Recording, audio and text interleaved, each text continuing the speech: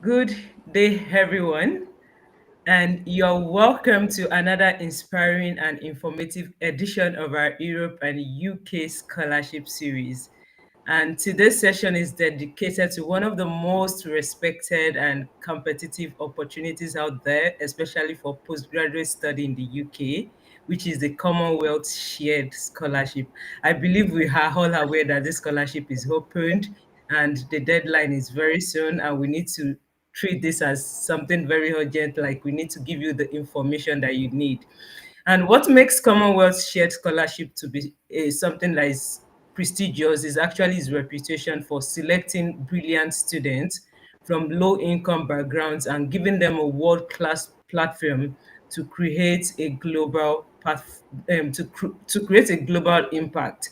And that's why on today's session, I have two exceptional scholars who have walked this journey, and they would be sharing their insight with us. I have one that was able to get it on the first attempt, and we have another scholars that actually went through multiple rejection before getting it. So it's that time where you can learn from these two individuals, their perspective and how they actually walk through the application process to get the scholarship.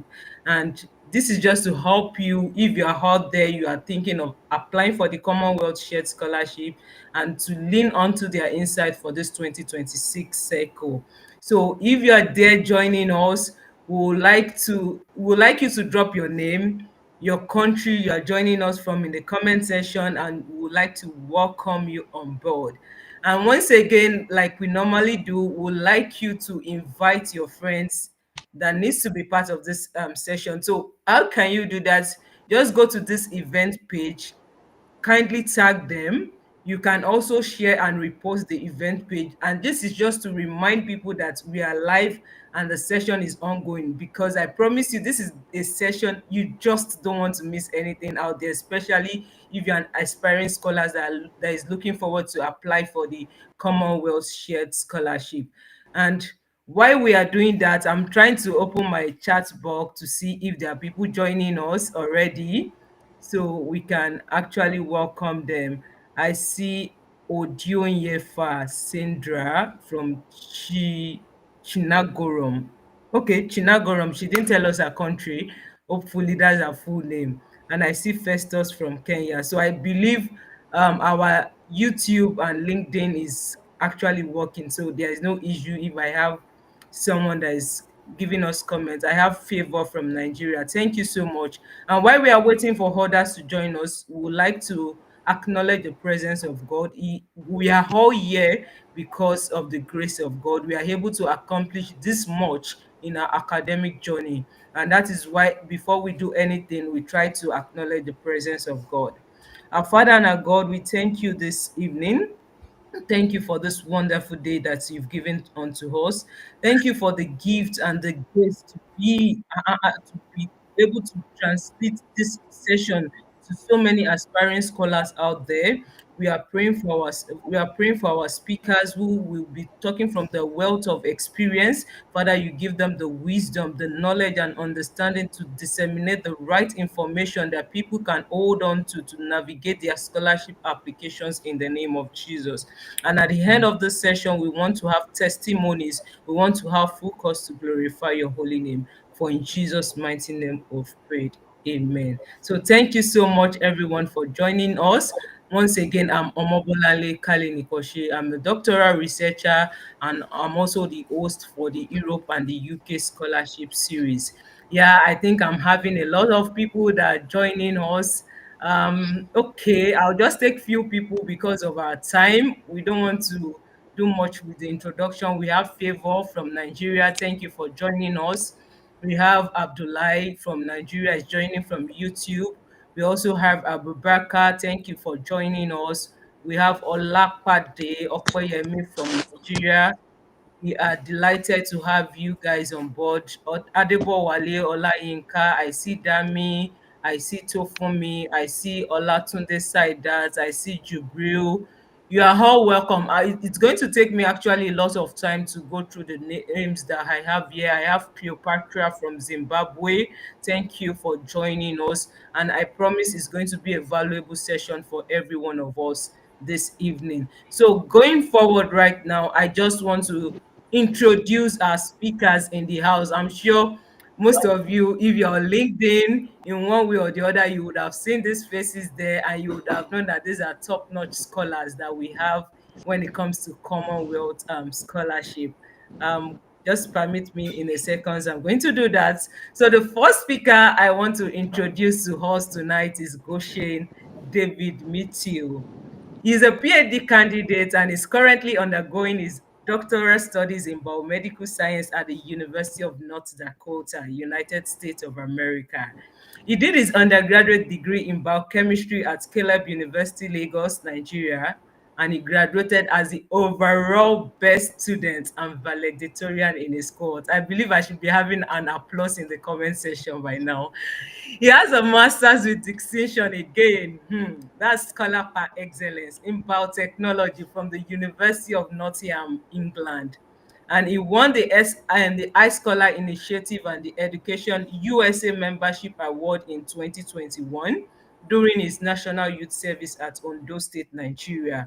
And he went further in 2022 to win the Commonwealth Shared Scholarship Award at the University of Nottingham in 2022 and a fully funded doctoral scholarship to study biomedical science in the US. So please note it, he actually won 2 scholarship in a year and decided to go for Commonwealth first. We need to learn the secret for that. So going forward, Goshen research statement is driven by the fact that unhealthy situation will not change if nothing is done about it, and is interested in infectious and neurodegenerative disease. Those are big, big grammar, Peg. He's currently studying the mechanisms that underlies endolysomal damage and HIV-associated neurodegenerative disorder. Sorry, for my audience out there, don't just bother about the name, these big, big grammars. This is just part of his biomedical research. Goshen has co-authored and published several articles towards strengthening public health system, hence his contribution to the field. So that is our speaker. I welcome you on board, Goshen. And quickly, I'm going to be reading our second speaker's bio, which is Segun Bamidele. Segun is a PhD researcher as well in climate science at the University of York, where he's using data science and machine learning method to reconstruct historical land ocean temperature records. So that's the field for Segun. And prior to now, he was also a Commonwealth Shared Scholar at the University of Bristol, where he studied master's science in climate change science and policy. His interests are in climate variability, machine learning, and climate adaptation and policy. His journey has included a lot of, maybe let me say, few rejections before his breakthrough win. So I'm glad we have these two brilliant scholars on board that they will be sharing their insights, and they would actually walk us through how to navigate the CSC scholarship application. So, guys, I want you to welcome Goshen and Dave and Segun on board for this series. Thank you so much, guys, for joining us. Now we are going to go straight into the session. Like you all know, if you've been following my previous series, one thing I like to highlight from my speakers is their personal story. Like I want them to tell us how they get there. We all believe they didn't just rise to the peak of their career by they are studying PhD, they get somewhere. So Goshen, this is you. I'm going to go first for you for the question. So what made you to decide to apply for international grad opportunities after your first degree, and how were you able to win the CSC on your first attempt? So that's like a two-in-one question. What made you think about scholarship after school and Commonwealth, like you were able to get it at your first attempt? Share the secret with us. I don't know, is Very Goshen there? much, Mobolanli. Thank you so much. Yeah, I'm here. Can you hear me? Yes, I can hear you. Hello? Yes, we can hear you. Oh, nice. Thank you for the introduction. Special greetings to everybody wherever you're joining from, Nigeria, Kenya, I greet you all. So yeah, what made me apply for the Commonwealth? And I would say after finishing undergrad, I knew that I definitely wanted something more in terms of skill sets to do what I wanted to do in terms of strengthening health systems, right? I knew for a fact skill set I got from undergrad was still limited. You know, if you're from Africa, there are so many gaps in research, gaps in techniques, gaps in applied, so many gaps. And I knew that to be able to stand out, one would be to get a world class type of education. And everybody on this call would agree with me that for an average Nigerian or an average African, it's freaking expensive to self sponsor yourself to top class institutions. Even people that are self sponsored, they will tell you how difficult it is, to self sponsor and study at the same time. And I always tell some of my friends that I really, really respect people that, even those ones that are so called wealthy, and because it's a lot of money. Imagine you having to pay 50k pounds in total for tuition, accommodation, feeding, and everything. That is a lot of money, like a lot of money. So I knew that definitely child strength to give myself that world class type of education to address the um, system deficits, in Africa. And so I was like, okay, how can I do this? Definitely, I need some kind of sponsorship.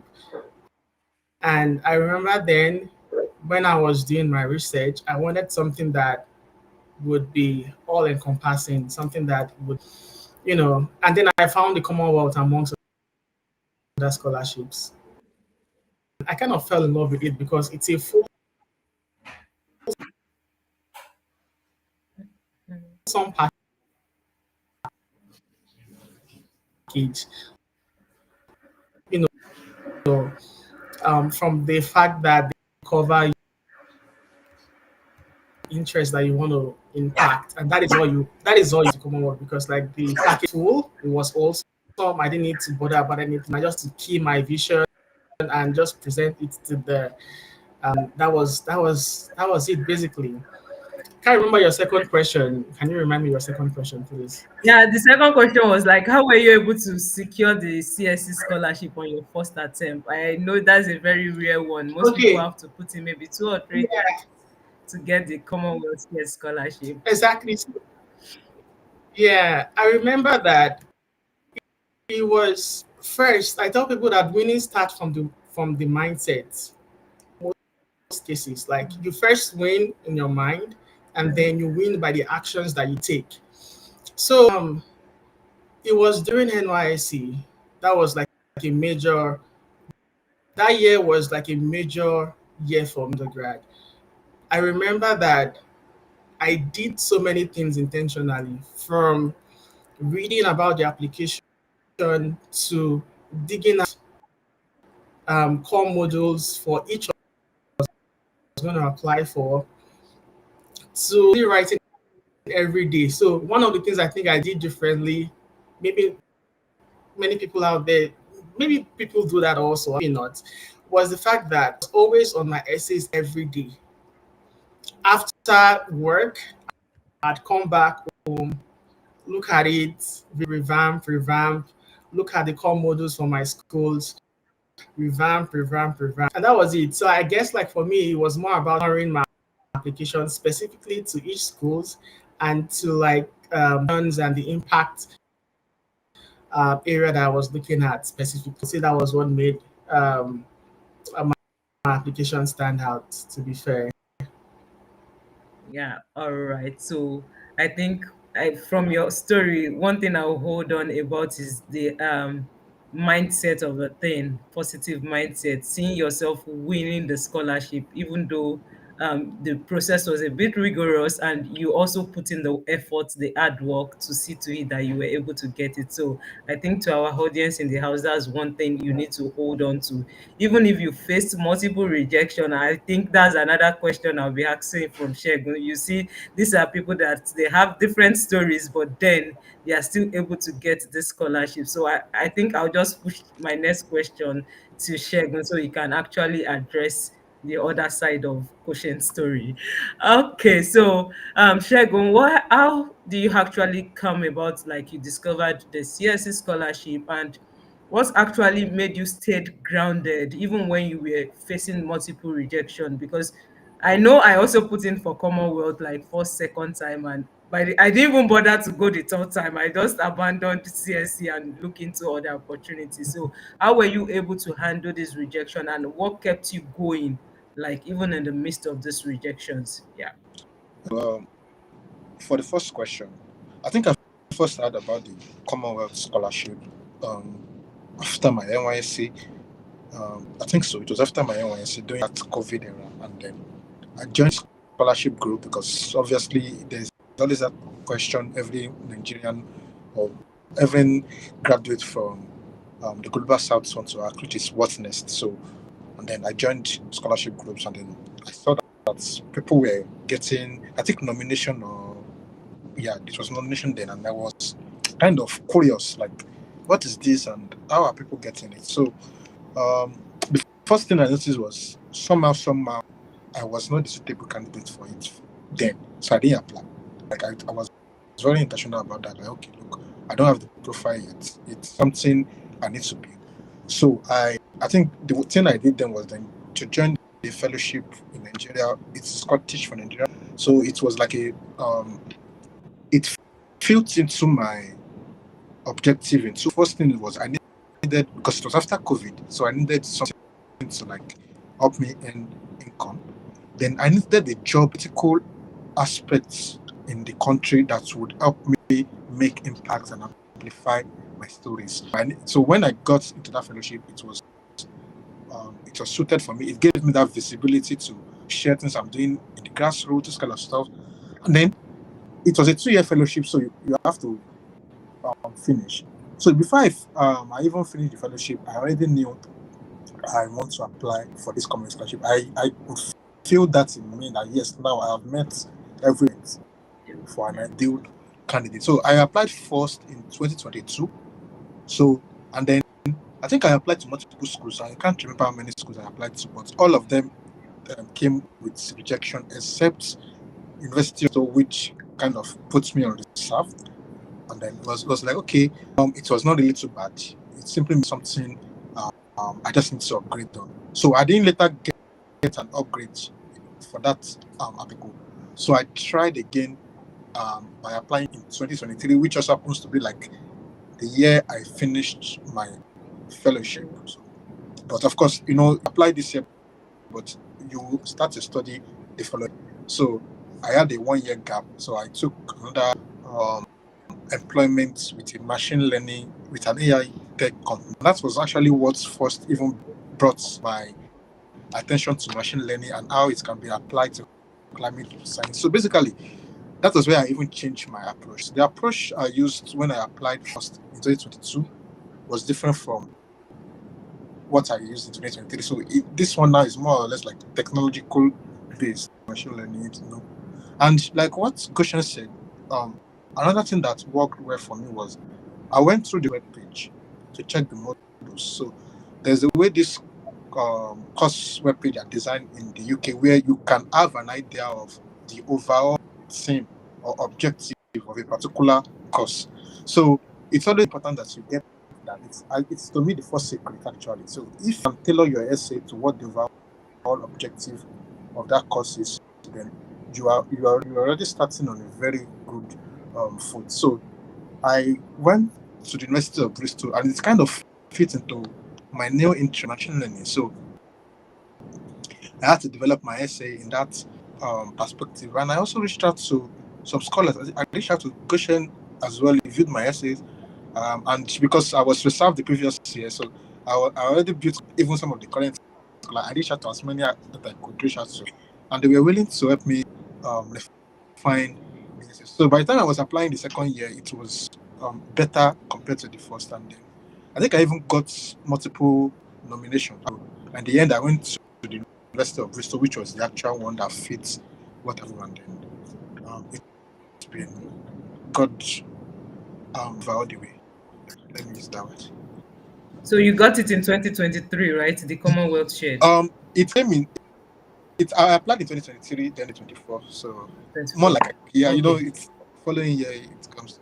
All right. Yeah, yeah, yeah. I get it now. So thank you so much for that detailed insight. So maybe for someone out there that is listening to this, I think at times what you need to do is boost your academic profile and also re-strategize. You cannot keep doing the same thing and try to get a different result. I think that's just the summary of Segun's story. So I think the first, by the time he was applying the second time, he was able to put in a better strategy into his application process, and also look out for scholars to help him review his essay. So I'm glad Goshen was actually the one that recommended him, like, oh, you can visit Segun on board. So the two of them have been together on this journey for a long time. So that's just it. Thank you so much for sharing your stories, guys. And now we want to go into the main highlight of our session for today, which is about the whole application process from the start to the beginning. And this session I'm going to go next is about the eligibility and understanding how the CSC system works. And once again, I want to welcome every one of you that you are joining us for this session. I see a lot of people: Kayode, Shavolin, Saidat, Ezimano, thank you. MJ, my friend, thank you so much for coming to cheer us up here. Thank you so much. And once again, please do well to invite your friends. You can always share and repost the event page so that we can get many people to participate in this session. Now, going forward, I'll just throw this question again to Goshen. Looking at the Commonwealth Shared Scholarship, I believe we all know is a very extremely competitive one, and it's more of a development-oriented scholarship. What can you say, like, in terms of the Commonwealth, what type of candidates are they actually looking forward to, and how does that type of candidate stand out? So I just want you to give us a brief details of what the CSC is all about and how people can understand what CSC is actually looking for in their candidates. Okay, thank you for that question, Bamidele. So basically, CSC is looking for, I mean, an ideal candidate would be someone that has been able to identify um, a developmental gap, and like the gap can be to be should be reflected in global, national, and local scale. And such person must have been able to like also identify a course that would be able to give you or equip you with skill sets to address that gap. So CSC is all about development, developmental impact from the local level to the national level to the global level. So like it transcends all. So you're thinking SDs, you're thinking about how to meet the SDGs goals.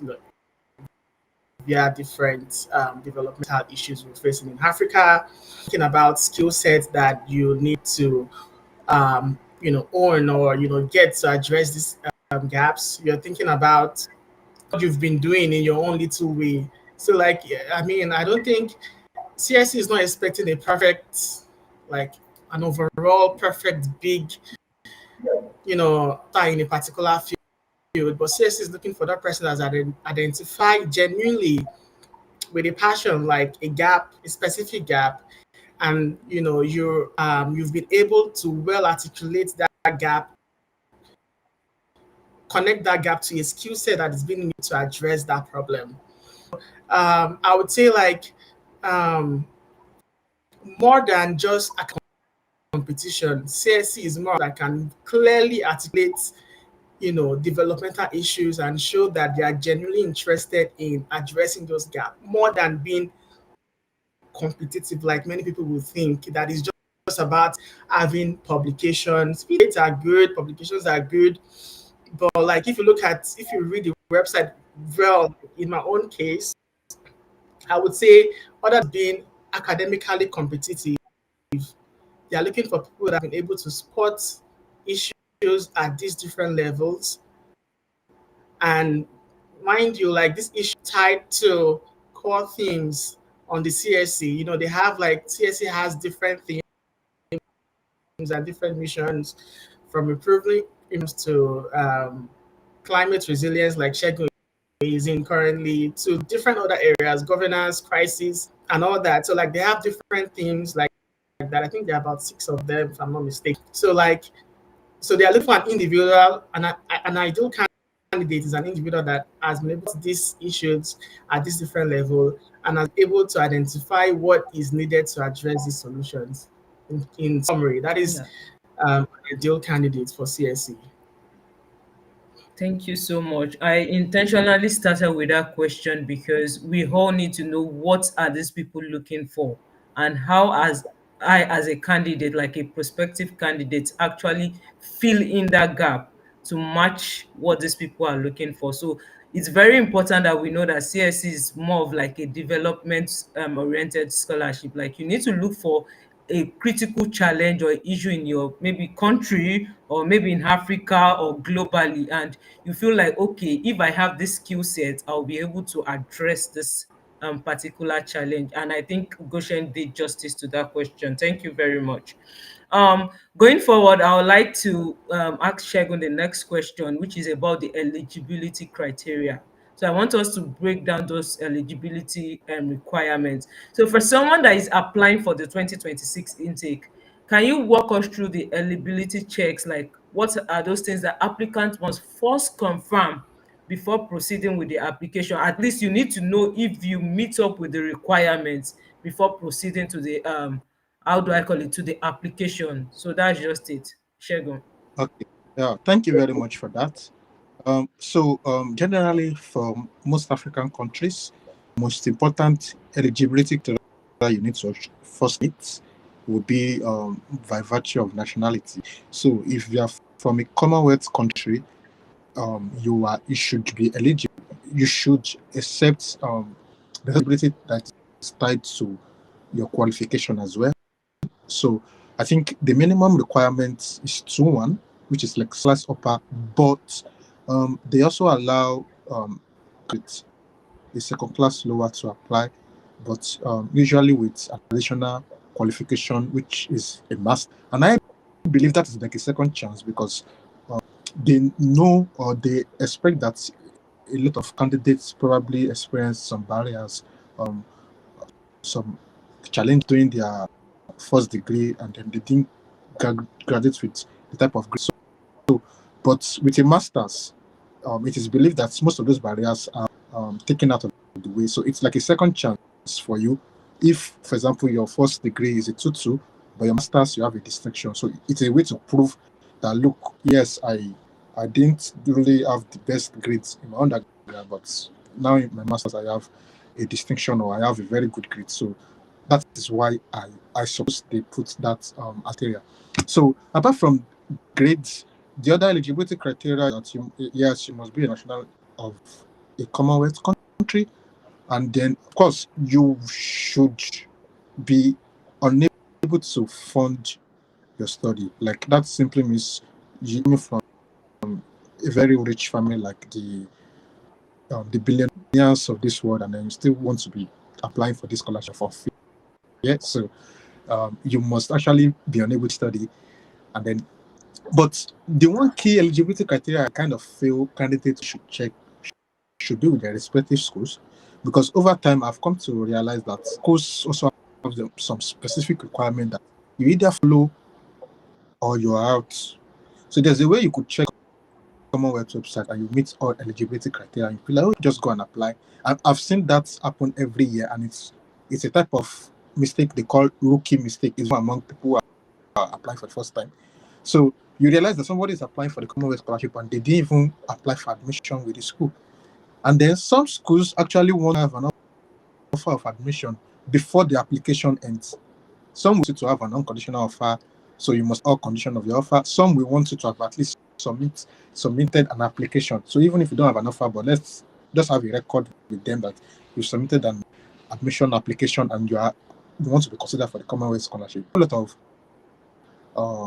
eligibility criteria. I think the University of Strathclyde, for example, will tell you they are already open for candidates with it.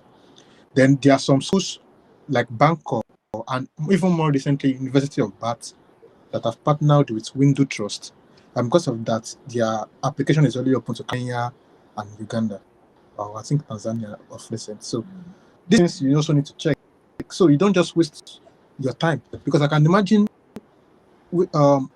spending a lot of sleepless nights. Like God said, he was going through his essay every day. Imagine going through all the stress just to realize you've submitted an application to a school that will not even consider you because of one. So those kind of things. So I think besides the general eligibility criteria, which you can see, right, there's a particular part on the website which is like where you can check the university contact details. Then if you go through there, you see the specific conditions each school has, or better just go to the school website, search for Commonwealth Scholarship on the funding page. It brings it up. Check the conditions. Make sure that they are still you can fit into. So yeah, I think that is what I would advise. Yeah, thank you so much for that. So I think just to add to it, all this information are already on the website, and I think on the event page, I already because I was also going through the website to prepare for the session, so I was able to copy this link and put it on the event page, like for the post I made on LinkedIn. So you can go through. It's either you go directly to the website or check, just scroll through the comment sections and you can get the link. So the most important thing is you need to do your research. The fact that you meet the Commonwealth requirement does not mean you meet the admission for the master's program requirement. And I think that's even going to take us to the next section about choosing the courses and the university that actually aligns with the Commonwealth, that Commonwealth partners with. But before I do that, Segun, I want you to also address the part of the finances. You mentioned it while you were talking about the eligibility requirements, that you must be unable to fund your scholarship. So how can applicants actually communicate their financial need honestly, in like without exaggerating? So I think that's one thing we also need to let our audience know. Okay. Actually, you can do that through in two ways. Application, there's a part called the personal statement where you are like writes on challenges or barriers you face uh, to education or to get to where you are. And then I think that is where most people tend to talk about some of these things.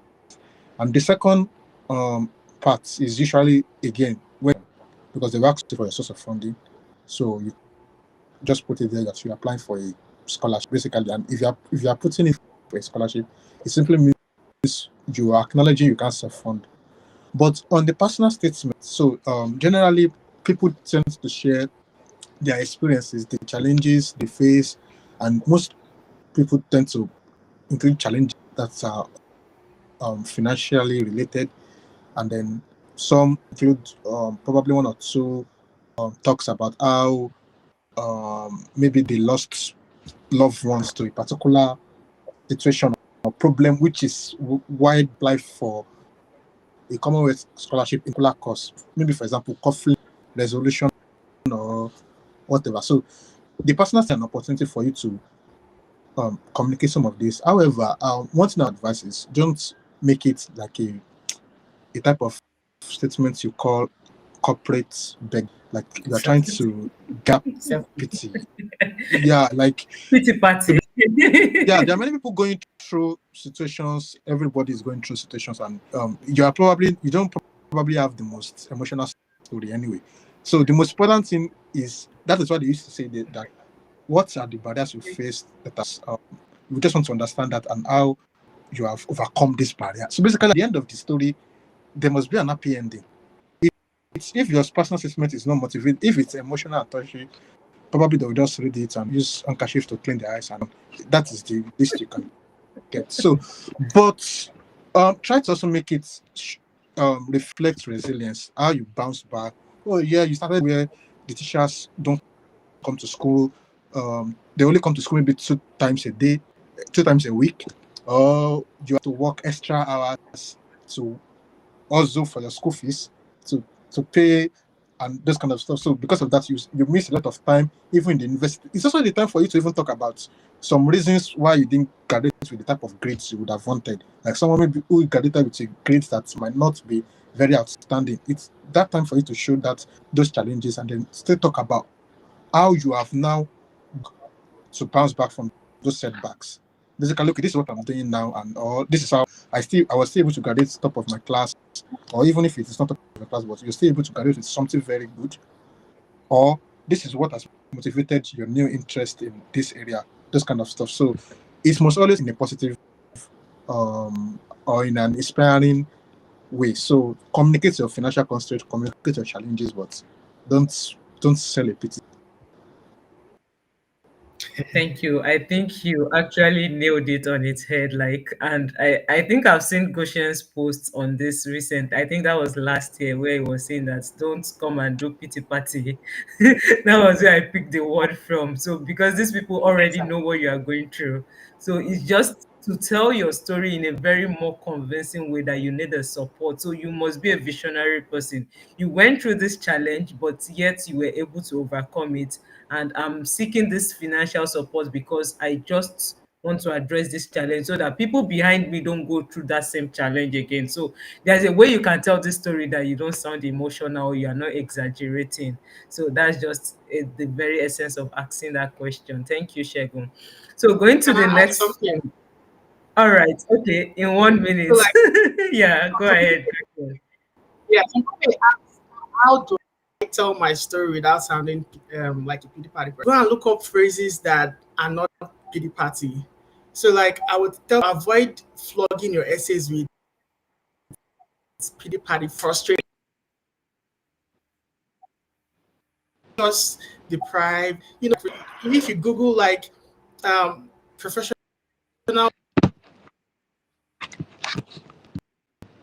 addressing or making it without having to sound pity party, you would see a lot of prompts coming out. So like go and please, and don't flog your essays with all those frustrated. It's everybody. I suffered from. It's common. We all know. Like we're all I had suffering a in Nigeria. childhood trauma. Yeah, I went through like abuse the and all little those you things. had that Chego is trying to say. So like this all the whole suffering we've all suffered. I have suffered. I think in one part of the application, would ask you, do you come from a politically black? If you select yes, then you are probably rich. You should not apply for CSC. So like I think an average Nigerian, you won't be able to self afford, a master's in the UK with all the expenses and all. So like yeah, so with little you've had, what have you made do with that? What CSC is concerned about and all the suffering and thing. Okay, all right. Thank you so much for adding your own contribution on that topic. So, guys, you can always look up for other phrases that you can use for your essays. Thank you so much. Um, this session, I just want to remind you guys, are you jotting? I hope you have your pen and your jotters. Anyway, you can always rewatch the session because it's live stream, but then you need to take away some key points and valuable gems from this session. And I think you are already getting those values. Going forward, I want us to talk more about selecting the courses and university, because I know some people get stuck in the process of, okay, which university do I go for? Which program do I go for? Not because maybe they don't have a particular research interest, but they are feeling, how do I choose something that actually aligns to the CSC criteria? Because I think one of you was actually mentioning that earlier on. So it's very important we address this as part of the application process. So I'm going to start again with you, Goshen. So how did you choose the specific UK university that you went to, which was the University of Nottingham University, and the program you applied to? how does this program actually align to maybe one of the teams of the CSC? So how did you go through the process of choosing your course and your university? So yeah, thank you. Start. I'd like to say that most of these things that will be saying Segun and I, most of them are .fcdu.gov.uk website. Go there. It's a very great resource. I can't. You need to go there yourself, even after you've heard us speak today. So like we all know now themes that sites on the CSC has been able to link first courses that.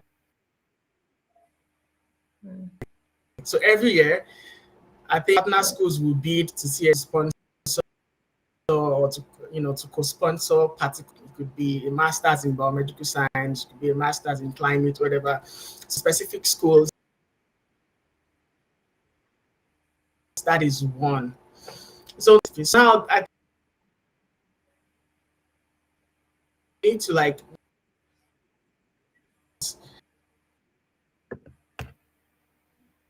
experience maybe Goshen, your network is breaking. experience. Can you hear me now? I don't know why. Yes, we can hear How is you. it now? Is it? Why did you lose me? Yes, better. It's just where right from the start of the question, like it was breaking and going on. Oh, okay, so sorry. So I said that everything that we'll be talking about is on the CSC website. Yeah, So yeah. you can always go there to check that. It's a very valuable resource. Whatever Segun and I will say today, probably from the website. So I kind of emphasize how it's important to always go there and check things out also. So I started by saying that CSC has graciously listed out schools, partnered universities, and courses per year. So every year, different universities in the UK would bid for specific courses that is to be funded per year. Every year. Sometimes the courses changes, more changes, and the schools changes. But yeah, so like to make sure that you are not even pickers, you need to go to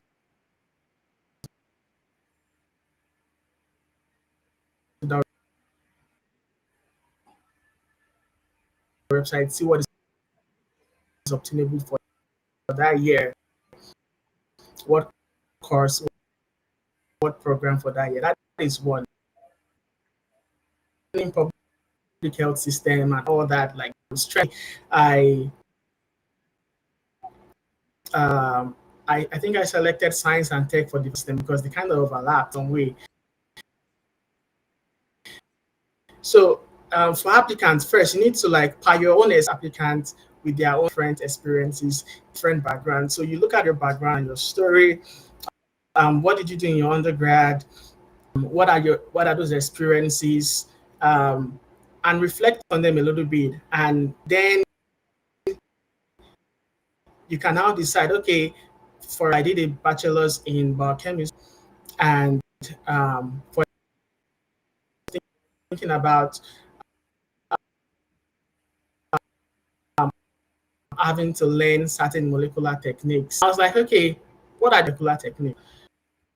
Um, um, Problems at the local, national, and global level that I've already started thinking about as per my experiences. I'd go to CSC website and check, okay, science and tech cuts across everything, science, tech that you can imagine, from techniques in uh, computer science, machine learning, and everything. So there's a space for science and tech for this.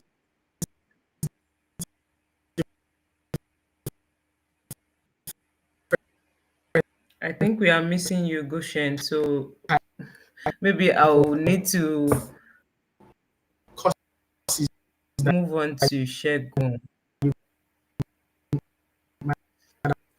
I've Goshen, studied in Goshen, do you mind like the logging out and bachelor's. logging in? I think And the network is very bad.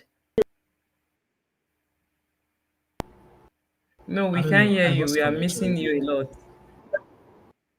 Yeah. Do you mind logging out and logging in again because it's very bad now?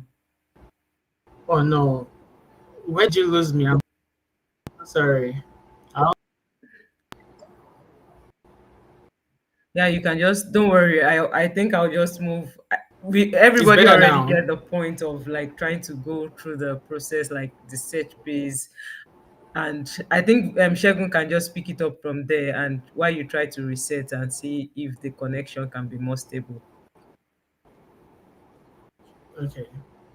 All right. So yeah. Okay. So I'll just push that question and tweak it around for Shegun. And I know I'm just coming from the fact that I knew you studied environmental science for your bachelor's, and the first time you applied, maybe you choose a different course, and the second time you try to maybe go into the aspect of technology, machine learning, and everything. So maybe for someone that studied Greek, maybe that's where your expertise is, and you want to transition into something more related or more aligned to CSC team or core values. How can candidates actually approach that process of doing so? Maybe just to they want to switch to actually suit the teams and everything. I don't know if you can Okay, walk us yeah. through that based on your own experience. Okay, yeah. So based on this, you are very correct because my background was in environmental toxicology, but my master's is now in, and my PhD is now in climate science, which are not really interrelated. So let's just say sometimes due to lack of option, we tend to look for okay. It seems this is not the new um focus or this, and then you try to. I mean, it happens to a whole lot of. So if you are going to switch from, let's say, a Greek, for example, you want to switch into science or something. Yeah. So typically, the Commonwealth have some list of approved courses. So it's not we we don't choose certain courses at schools. We look at the schools and what the courses they have for funding. So basically, we check okay, this is various CSE teams, and this one fits into where it fits into my back, into something I would love to do. So I want to apply. And how can you make yourself a strong fit? So especially if you are trying to switch, I'll probably say having the knowledge. Just yes, that you can't overemphasize it enough because that is the reason someone who has a background in that area, that is the one advantage they will naturally have over the knowledge. They understand some theoretical concepts. They know the language to use. They know the terms to use all this kind of stuff. So if you would want to make yourself a good match, your ability to your ability to have that knowledge and to also use those terms will go along. So it could be that if you're actually interested in that area, maybe first of all just reading some one or two papers, research articles, or maybe from reputable organizations. I used to advise people who wants to apply to climate change science at the University of Bristol, for example, to go and the Intergovernmental Panel on Climate Change report, IPCC reports. And I say this because based on my own experience at the school, I noticed a lot of our tutors love the IPCC. They refer to it a lot during lectures. So if one of these tutors is the tutor who will be reading your essay, do you not think he will be impressed when he notice you have of knowledge about the IPCC? So you understand this kind of stuff. So you are using terms, them or this kind of stuff. So it's always very important to you have a good knowledge of the new area of study you want to do. You know the right to use. You know the emerging topics or trends in that area, and you key in your essay in it. But yes, like I also said before, probably going through the courseware page will tell you go to the modules just by looking at the modules, looking at the course objectives and the like. You can easily tell what's the best approach to use to apply that course. Yeah, thank you so much for that detailed insight. So even if you are trying to navigate or switch the most important thing is like you have a profile, you have the experience, the skill set in that course you are trying to switch to. I know Segun said he did a fellowship for 2 years just to gain that experience, the skill sets, and maybe the academic profile to qualify for the CSC scholarship, which actually he used as a leverage for his application. So it's very important knowing what to go for and actually how it aligns to the goals and the themes of CSC is very important step in your application. So for the next section is mainly about the application form. Like Goshen said earlier, everything we are going to be discussing here is on the website. But the essence of this is just to hear like more of practical strategies, how they actually went through the application based on their own personal experience. So everything we are sharing there is on the website, but just to make it more practicable for every one of us to walk through the process. So now we are going to go into the details of the application form and the essays. And if you've gone through the application form, one of the key parts of it is the academic record, your qualification, your publication, and prizes. So I'm going to go in that same order that we have it on the CSC website. So this is not the time for you to log out. Permit with us, we are going to be stretching the time a bit because this is a very loaded session. You can imagine one scholarship with 11 essays, and you also want to get every key information on each of these essays. So please and please, you need to bear with us and make sure that you are following every part of the section. So now, my first question goes to Segun again. Yeah, I'm going to start with you in terms of because you've talked about academic profile and everything.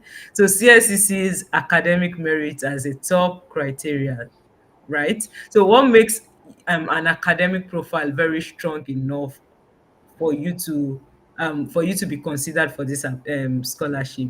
And one, and the follow-up question is like maybe someone that has an average grade, maybe your grade is not strong enough, how can you still make your application more compelling? So I know you've been in that shoes, that's why I'm directing this question to you.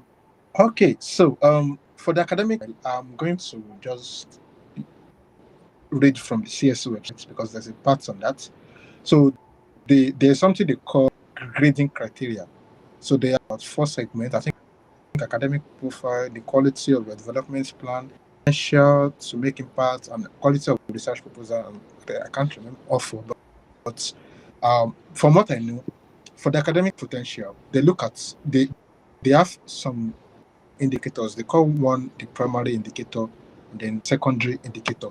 So typically, the primary indicator is your transcripts, your results. So that's why I ask you to upload your transcripts during application. So besides your first degree certificate, which shows your qualification, they also ask you for your transcript of results. So I believe whoever is reviewing your essays check through that to see your fit for the program.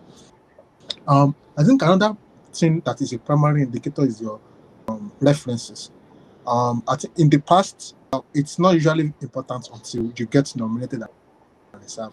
But I'm hearing that this year you have to upload it, so which is kind of a new thing. So, if it is, then that could count as a primary indicator. But people who do not really are not strong in this area, especially when it comes to academic transcripts. So there's another part they call it academic prizes or awards. So basically, you have to list some of your academic achievements or awards, even if they're not non-academic, but that are things that are very, very outstanding. If you have won a presidential award, state award, or you've one area or the other, you've won, you graduated with graduate students. Of course, that is like the peak for most recent graduates. Those kind of stuff, you want to put it there. You've won a fellowship, you've won a grant, you want to put all of these things that they are indicators that yes, you are a very outstanding person. Publications is another place they ask for publication.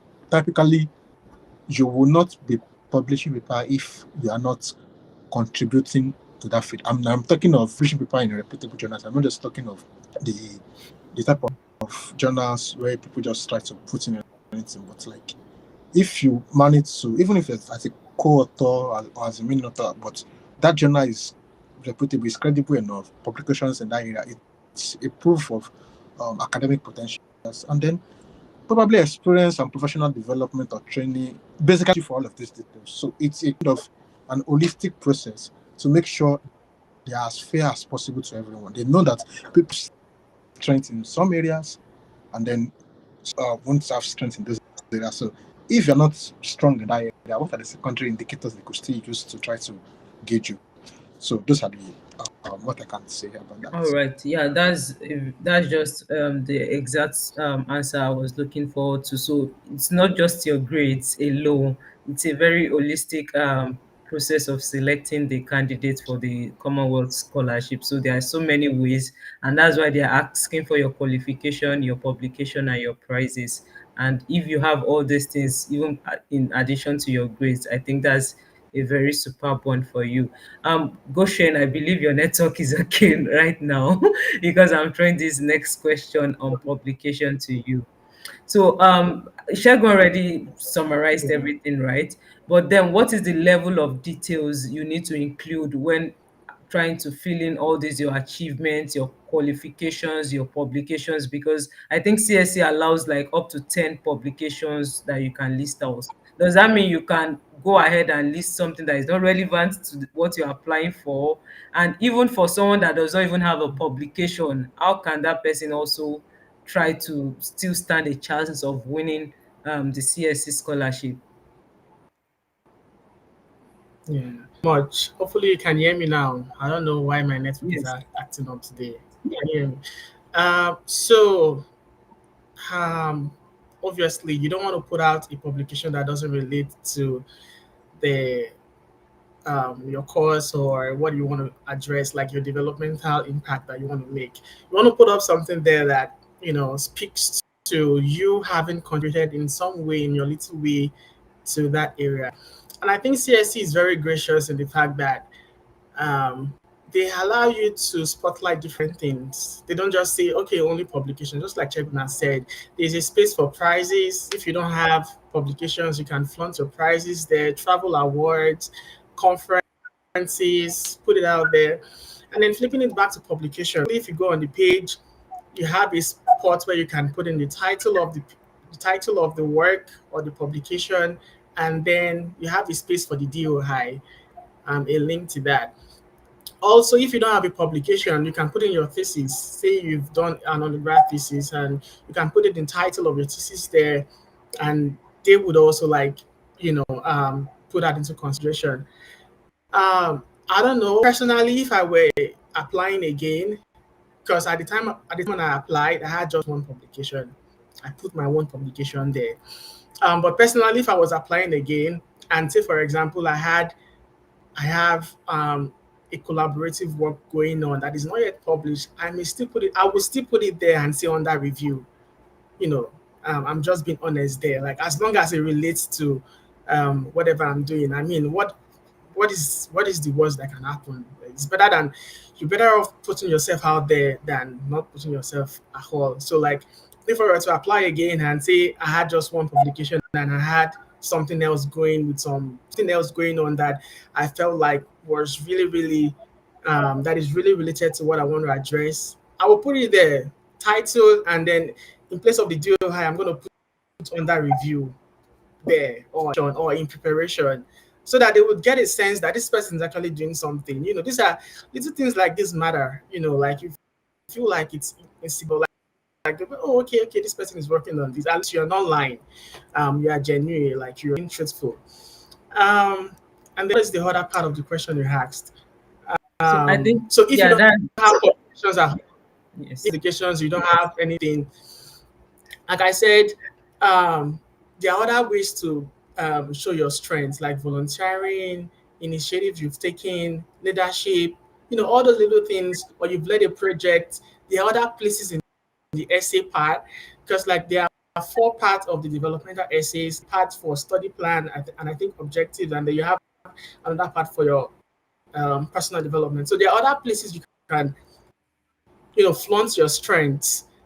So like Shegun said, you may not have everything where you can really, really shine. I tell people that um, acknowledge, yeah, it's fine to have deficiencies in one or two areas, but when it's time for you to like really, really talk about what you've done, like maybe And I tell people every time that in every class, right, there are students. One is that student that is just all about grades. It's just book.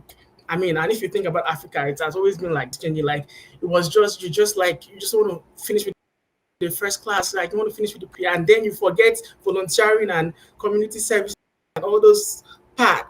And then there's that student that is just average and maybe like not the top per se, but he or she is engaged in extracurriculars, and all those other things like that. So you see that there's that balance in the community. So like there's that space for you to shine, and then there may be that student who is, and maybe not, like grades top, community top, volunteer everything top. It's just an outstanding student. There may be student like that. So whichever category yourself in, just try and identify your strengths and spotlight it. There's a part in the essay where you can actually, if you sit down and read the different questions, that there's a part for you where you can shine. And I think there for now. Yeah, so But yeah. thank you so much for that, Goshen. So don't look at your weakness, focus on your strengths. I think if I'm going to get Goshen's points right, you might feel like you don't have publications, you have award, you have other thing, put it there, volunteering, leadership, put it there. So don't try to limit yourself if you have other places that can be like enhance your chance, like can increase your chances of winning the application. So we are going to the next part, which is the employment history, like your work experience. So because I believe CSE requires like you have to demonstrate how your previous work experience is going to support the program you want to go and study in the UK. So for Segun, how were you able to link your work experience to your course that you actually applied for? That's one. And two, in the sense that maybe because I knew when I finished from FUNAB, I didn't have any work experience, and yet I was looking for scholarship. So maybe we have fresh grad out there as well that might not have a relevant or a big work experience. How can they stand a chance with the application? Yeah, thank you very much for that. And to begin with this, I'll just continue from where Goshen stopped where he talked about volunteering. So for fresh graduates, yes, most times you ordinarily not have that work experience. And for most of us, when we graduated, it was even much more about survival. So even the few job opportunities, we just want to start making money. So it doesn't even align with what we studied or what we Want would to have loved to push a postgraduate in. But you see, this is where volunteering comes. This is where it helps because it gives you that opportunity to now, okay, I'm in the health sector and I'm not working there. So probably you're working as a chemistry teacher in a school or something like that. But you want to for a blood donating agency, for example, and during your this volunteering experience, you understand some of the challenges about healthcare delivery, for example, knowing how remote areas in the community do not have to, how bloods are not cannot get to them on time. This kind of stuff. So it's your volunteering experience can actually serve as a work experience for you as well because it counts. It may not be paid, but it's still like a job, So that is one thing I always recommend. So even if you don't have work experience, you're not working in an area, find an organization or it could be even be in form of internships or whatever, but just find an organization kind of aligned to what you would love to do or what you would like to build a story and then use that as the basis for your story. So for me, using as an example, I worked for a fellowship for 2 years, which is in education. And then my initial story was on trying to the whole idea was like there's no climate science education in the Nigeria curriculum, and as someone who has been in the education, like, why now I've identified this kind of stuff, so I'm going to create a club across some schools. That was the story I built, and then it got me a reserved nomination in my first attempt, which means well, it's good, not good enough. Then the second attempt was when I now realized I should have gone through the coursework and understand the whole thing about the course was when I realized that This course is quantitatively aligned. It's more about quantitative skills, your ability to code, use climate models, interpret stuff. And I oh, so nice. And I told myself, well, how does that relate to what I'm currently doing? I'm working for a company, and then somehow we are doing AI modeling. So I just thought about what intersection between this and that. The story about how I could use machine learning to train climate models, to improve climate models. After all, I've been working with an AI models, all those kind of stuff. And that sounds more believable, and then that's worked. So I was fortunate to now get that work experience and then really relate to my experience. But supposing I didn't have that experience, I think what I would have just done is to look for a volunteer position and use that. So I think that is what I would have done. Yeah, that's just the very more practical way to address the issue of work experience. I know when it comes to the issue of experience, people are, I don't have experience, I don't have this, but then volunteer, even if it's just 1 month, is part of your experience. So you can actually look out for opportunity. For instance, after my NYSC, I went for internship at the International Livestock Research Institute just to gain a practical working experience, the research experience. And I was there for like 9 months, thereabouts. I was still putting in for my application, and I was there when I get the scholarship. So you need to look out for opportunities, volunteering, internships, and so many other things. You don't need to get like an official contract job, because even like you said, we all know what is going on in the country. Even to get a job right now is something else. And even if you get, maybe it's just for a end means for survival, it might not even relate to what you are doing. So for anyone out there, you just need to look out for opportunity to fill the gaps.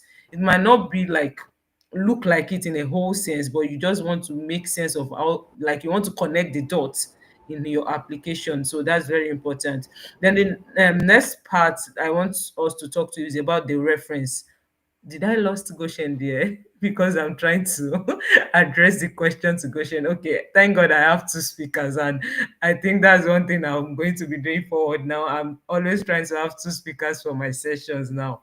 Yeah, so Segun, yeah, yeah. I want you to also take the aspect of the reference, because it's an essential part of the application process. So how can you advise? Because CSC says you should submit 3 reference or thereabout. So what is that criteria like? How can candidates choose the right references that they know that they can actually vouch for them, like they can write something that CS is actually looking for their application process. So I want you to walk us through that process. So sorry, I'm trying to add Goshen back here. So Goshen, are you there? Okay, Shegun, I just want you to carry I don't know ahead why. before we have Goshen. So yeah, Segun, I want you to address the part of the reference, how we can choose the reference, approach them, and guide them on writing a very strong and relevant reference that can actually match up with the CSC expectation. Okay, so to the best of my knowledge, don't know if it's still the same now. There are 3 types of there are 3 types of referees they expect from you. There's the academic referees, there's the professional referee, and then there's one they call personal referee, which does not mean has to be a family member or friends. It's just someone that knows you from even a personal perspective. And all of these have something in common, and that is the ability to talk about your qualities. So the academic referee is a talk about your academic potential. So they are more like someone vouching for you. They are evidence of what you claim, because many people have good results, outstanding results. People who do not really have good results, one, depending on the face or whatever, some other academic qualities could stand out. So it's not just about just grades alone. So there are some stuff tutor notice about a student. You could have a student who is very, very brilliant, but it just needs to put in little effort and results. And because of that, that student might not even have the percent to life. They don't need to come to school every day, because whether you like it or not, they'll still get the top. Then you have another student who is not really that at the top, but you see the Brilliant. efforts they put into work every day, and you commend it. So even though they don't get the A's, they don't top the class, but that effort to at least get that, it is commendable. And so those kind of stuff, they want to see it in your referees. So even if you're not a top student, but the type of quality you have that makes you a desirable student, which is what a lot of academics want now. They don't just want top students alone. They want students with the right mindset and attitude to learning. So when you can vouch for this in their references, it's like a proof that yes, indeed this person is, because typically academics are of vouching for anyone. They don't want to in the mud. They don't want to vouch for someone who will end up soiling their name or this kind of stuff. So if it is coming from someone in a reputable position, they know that this thing is very solid. So firstly, try to get your lecturers, tutors, your supervisors, if they are very, very reputable, or if they're in a reputable position, it even helps. I know the reason why I knew I can't appoint in my application is because when I look at the type of recommendation letter I get from my reference, myself, no, there's no way you are going to waste these references. Like I tell people, I tell people that motivates me because I've been in a situation where I saw a reference letter written to me by my supervisor, and when I look at the type of title underneath the signature, before the signature, underneath the signature, and I saw something like deputy vice chancellor, the dean, former fellow of this and that, those titles, and I told myself, you boy, if it was weak, go and edit it. Like I just told myself, this reference cannot go to waste. Like apart from the wonderful words he has put for me, I look at the titles and I told myself, there's no way I'm allowing this thing to just wait that. So those things also matter. So you should be able to vouch for you. Your professional referee should be able to talk about your workplace attitude, those things you've basically claimed, things you've done, those wonderful results you've achieved, how you've achieved growth. You should be able to talk about it. Your academic referee should talk about the academic qualities, and then your personal referee should also talk about some personal mindset, especially your passion to make impact. There should be people that can that are seen or that are witness to the low level stuff you're already doing at the community, and so they know that yes, if you're then you can even do this at a wider scale. So this kind of Okay, thank you so much, Segun, for that. I think this question just come to my head. Like, I know we are running out of time. We have not even getting to the essay aspect, but I think these are key things that people need to know. Like, maybe there's someone that is having this burning question, so we need to address everything all. And I'll direct this to Goshen himself. It just come to my head. This was not even part of my question. There are some people that maybe they've finished from school for the past 5 years, they're out of school and they no longer have maybe a strong relationship, maybe with their lecturers, their supervisors, or the likes, and they are struggling to actually get a referee that can vouch for them, like in terms of their academic capacities, their leadership, their volunteering, and the likes. How would you advise such applicants to navigate or to handle the reference stuff?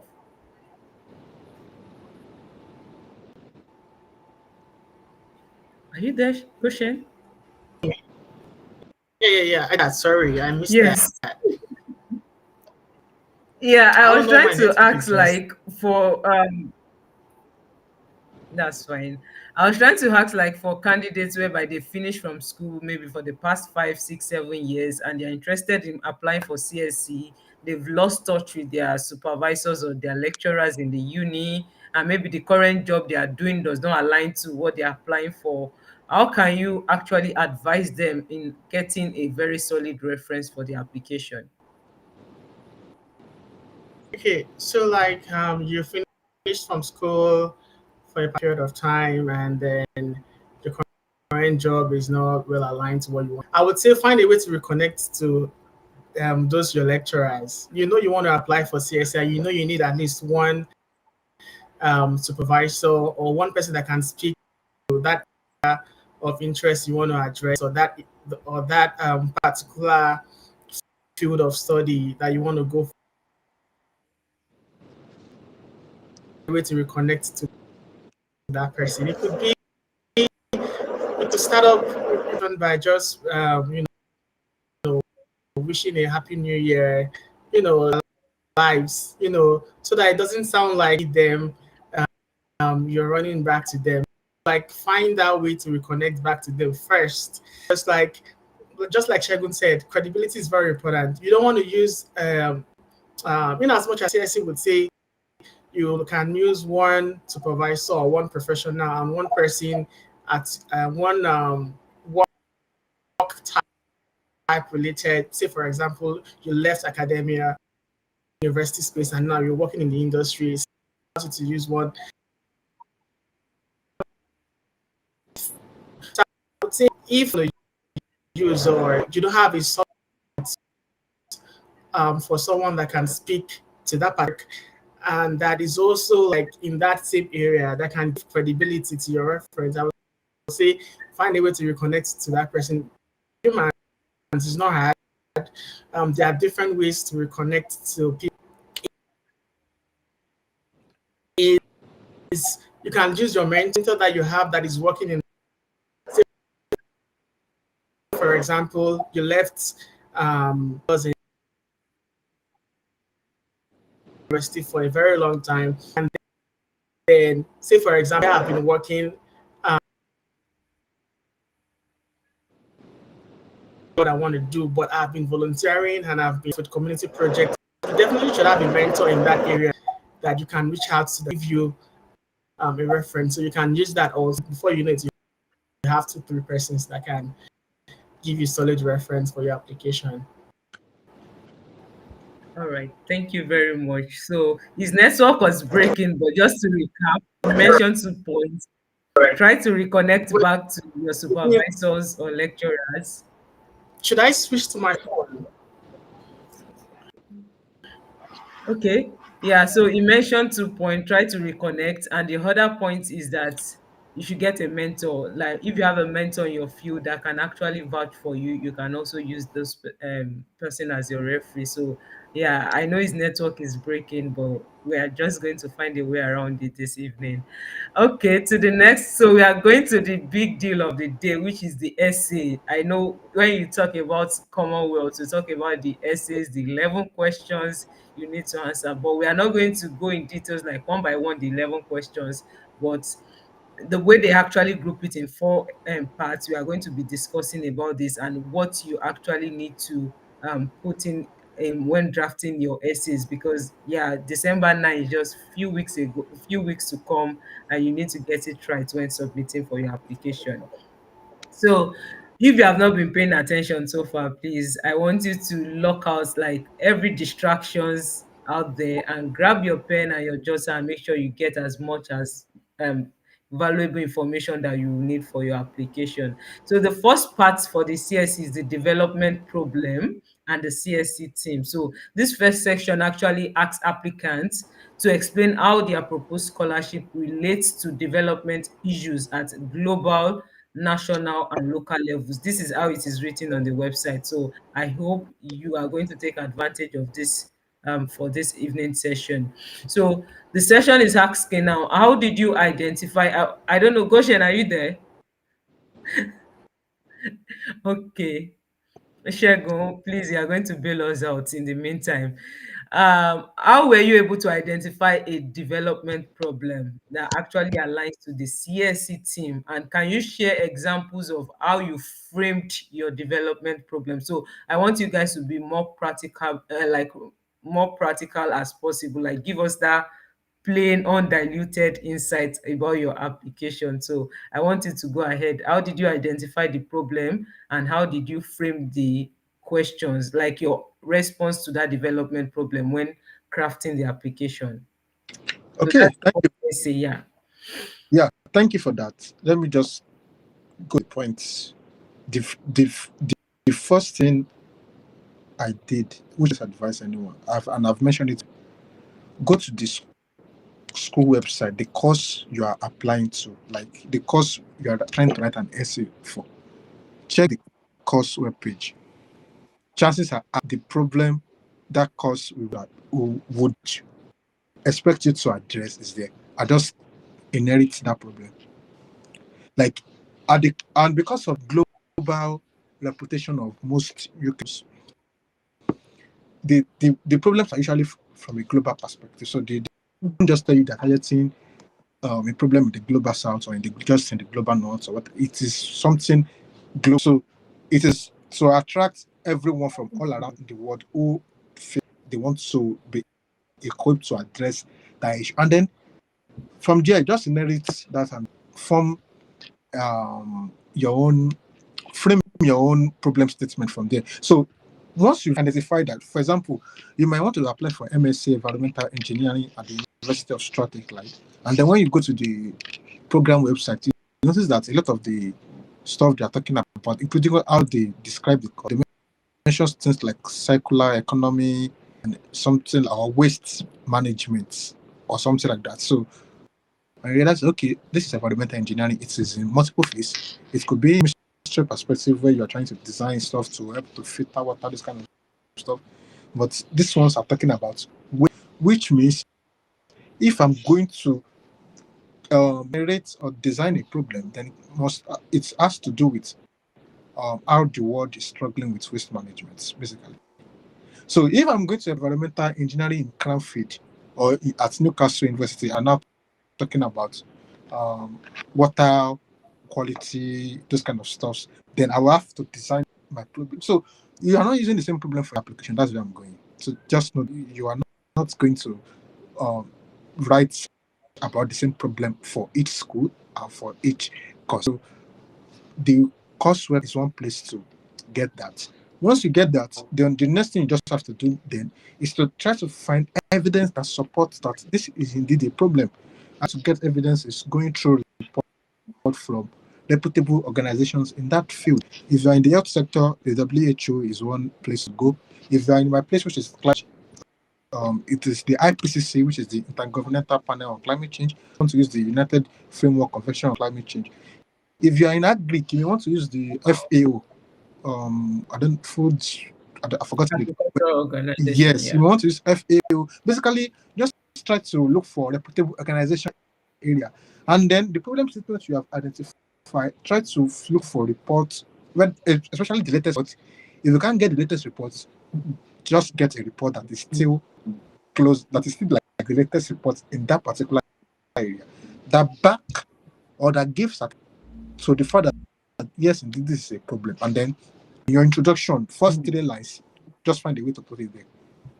According to so and so, this like once someone in it, they just the the person reading it is first of all added that the problem statement you are trying to address is the same problem that by the end of the course of study they want their graduates to be able to tackle. So that gives you that advantage. The second advantage that you are even now backing it with statistics from credible, reputable organization, which means you have read widely, you know what you are doing. So it's one thing I tend to advise people about in that area. Okay.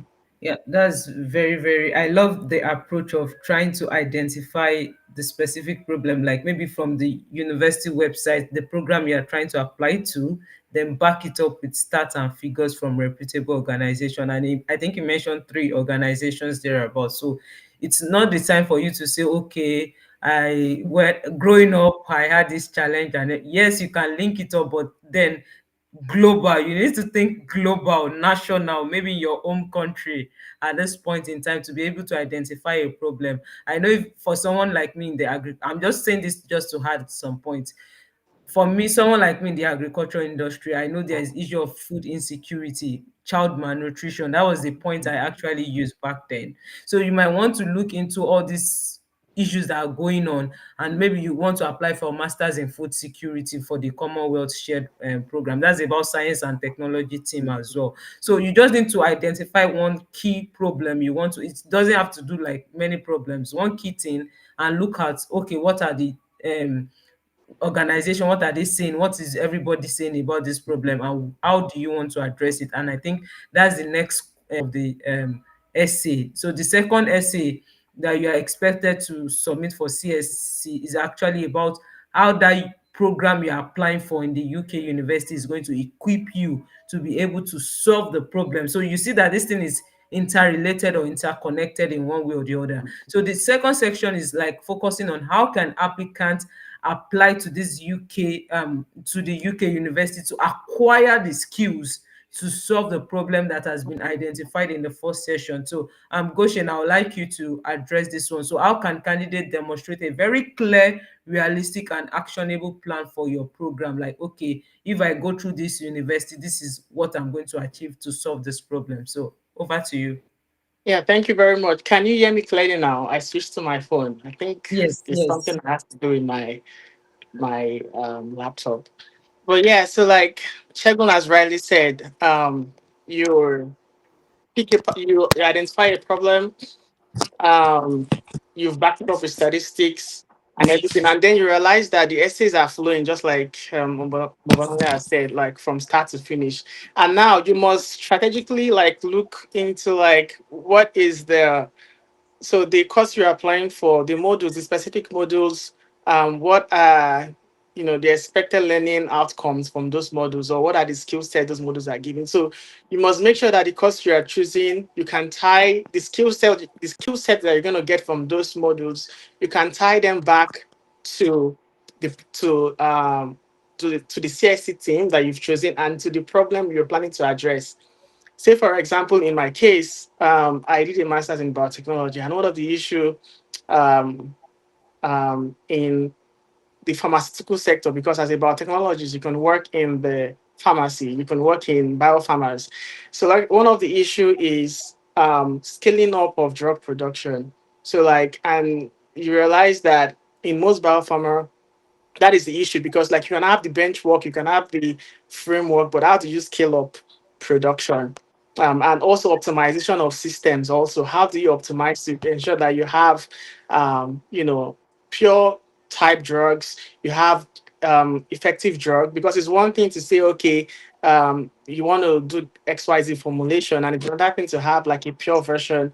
It's another thing to have like and a drug that you can actually, pass forward to people to actually use. After you've done the whole clinical trial thing and everything, then there's that quality assurance process. So that is a gap. Say, for example, like just like we're always saying, how do you pick up a problem? How do you pick up a systemic issue? It could be even from your workplace. Say you've been working in XYZ place and you've seen how they operate, and you're like, there is a problem here, like this is not working. And then you reflect and see that, okay, what can I do, or what skill set do I need to get to address this particular problem? And then when you reflect on that, you go back to your model and you see that, say for example, you're going for a master's in biotechnology, you would see that there would be different type of lab practices or lab techniques that you would learn, different types. And then you think about how you can connect this skill set to the problem and how you would address it specifically. So that is one way to go. So you have the big global scale problem, you have the course you've chosen, you have the school, you have the skill set, and you have you now, how you plan to address the problem specifically. That is how I would go about it in that order. All right. So yeah, thank you, Goshen. I don't know if you have a specific example that you want to give us, like just maybe a sentence or a phrase, because I know by the time we are saying all this big grammar, some people still don't get it right. So Okay, it's like okay, specific. maybe when you went to the university website, you've gone through the modules, you see, okay, these are the skills, the learning outcome. Maybe you can just pick one phrase or sentence out there. Okay, so I have like a sample essay open up here, like a sample essay. So like I'll just read out like um this is just generic. This is an award winning essay, by the way. It's very generic, but as I read, you would see that you can pick out like the different things. You can pick out like um what the problem is. You can pick out what the expected outcome that the scholar wanted to achieve. Um, you can pick out the skill sets that would um, enable you achieve, that desired outcome you are planning to get. So I'll just read now. Um, so following the study experience, I expect that attitude to teaching and research would improve. Such will be an immediate outcome that I would want to achieve. Interestingly, the exposure I will get will allow me to compare how things are done in two countries and thus will enable me to choose the better approach. So this is someone that is in the educational space, for example. Say, for example, you are doing something literacy and education, and then you realize that the method of teaching limits limits learning, because like for example people that in Nigeria that are different people that are into the educational space now, you realize that we are all clamoring for better ways of teaching, or better materials as the case may be, or better ways of structuring curriculum, and then what this person is trying to show now is that this person is trying to compare two countries, for example, how learning is being done in country A to how learning is being done in his or her country, and then you go to your program and you see that you now see like specific modules and specific learning outcomes as like, say for example, platforms that could make learning much more enjoyable or much more accessible. You pick that up and you connect the problem. The problem is that in Nigeria or in XYZ sector or in this particular community, people people are not learning well. Like learning is not efficient, and that is a problem. Like I mean, the beauty of every professor or every teacher is to make sure that once I teach, you should be able to understand what I'm teaching, right, from cradle to university. And if I cannot understand what is being taught, then you've not done a good job. So I think what this person is trying to do is this person has identified this gap in a particular sector. It could be in a community, it could be at the local level, and this must be reflected.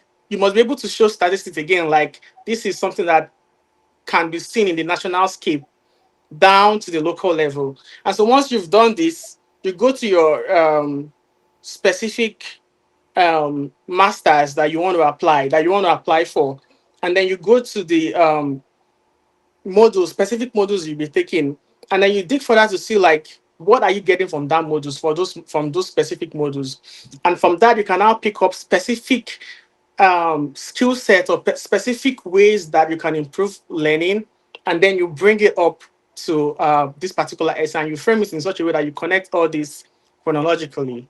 Yeah, thank you so much. So I just want you to give more examples so it doesn't seems like you are Yeah, sounding so vague and generic out there. So I think that was a good one for someone that is looking forward to see possibilities of structuring their essays in a very more compelling way. The next question I'll direct it to Segun, which is, I think that's the third part, which is the expected development outcomes. One, you identify the problem that you want to solve. Two, how the course is going to help you to solve that problem. Three, what do you intend to achieve as well? So that's like the expected outcome after undergoing the study in the UK. So Shego, I want you to tell us from your own essay now, or maybe somebody's essay you've reviewed. How did you present your outcome, and how realistic was it in terms of maybe timeline? Maybe you said in 5 years to this time, this is what I intend to achieve, blah blah blah. And who are those that is going to be a beneficiary of that thing you are trying to solve, of that problem? So I just wanted to walk us through the third part of the essay. Okay, so thank you for that. So the third part of the essay is one part where people have different ways they structure this, but at the end, everybody makes sure the question. So like you've said, the first part or the first sentence is you just introducing the skills you would have acquired as a result of that. So which is like development impact theory, because again, all back there must be some consistency from before. There's a flow. So you start with the skills again. In these skills, what do you plan to do? So in my own using my own as myself as an example, about the quantitative skills I would gain as a result of studying climate science and policy at the University of Bristol. And I talk about how using these quantitative skills, especially when it comes to improving climate models, how I plan to train climate science in Nigeria, who, of course, we are not really as advanced as the other parts of the world. So I explained that I'm going to now use the skills to train these people.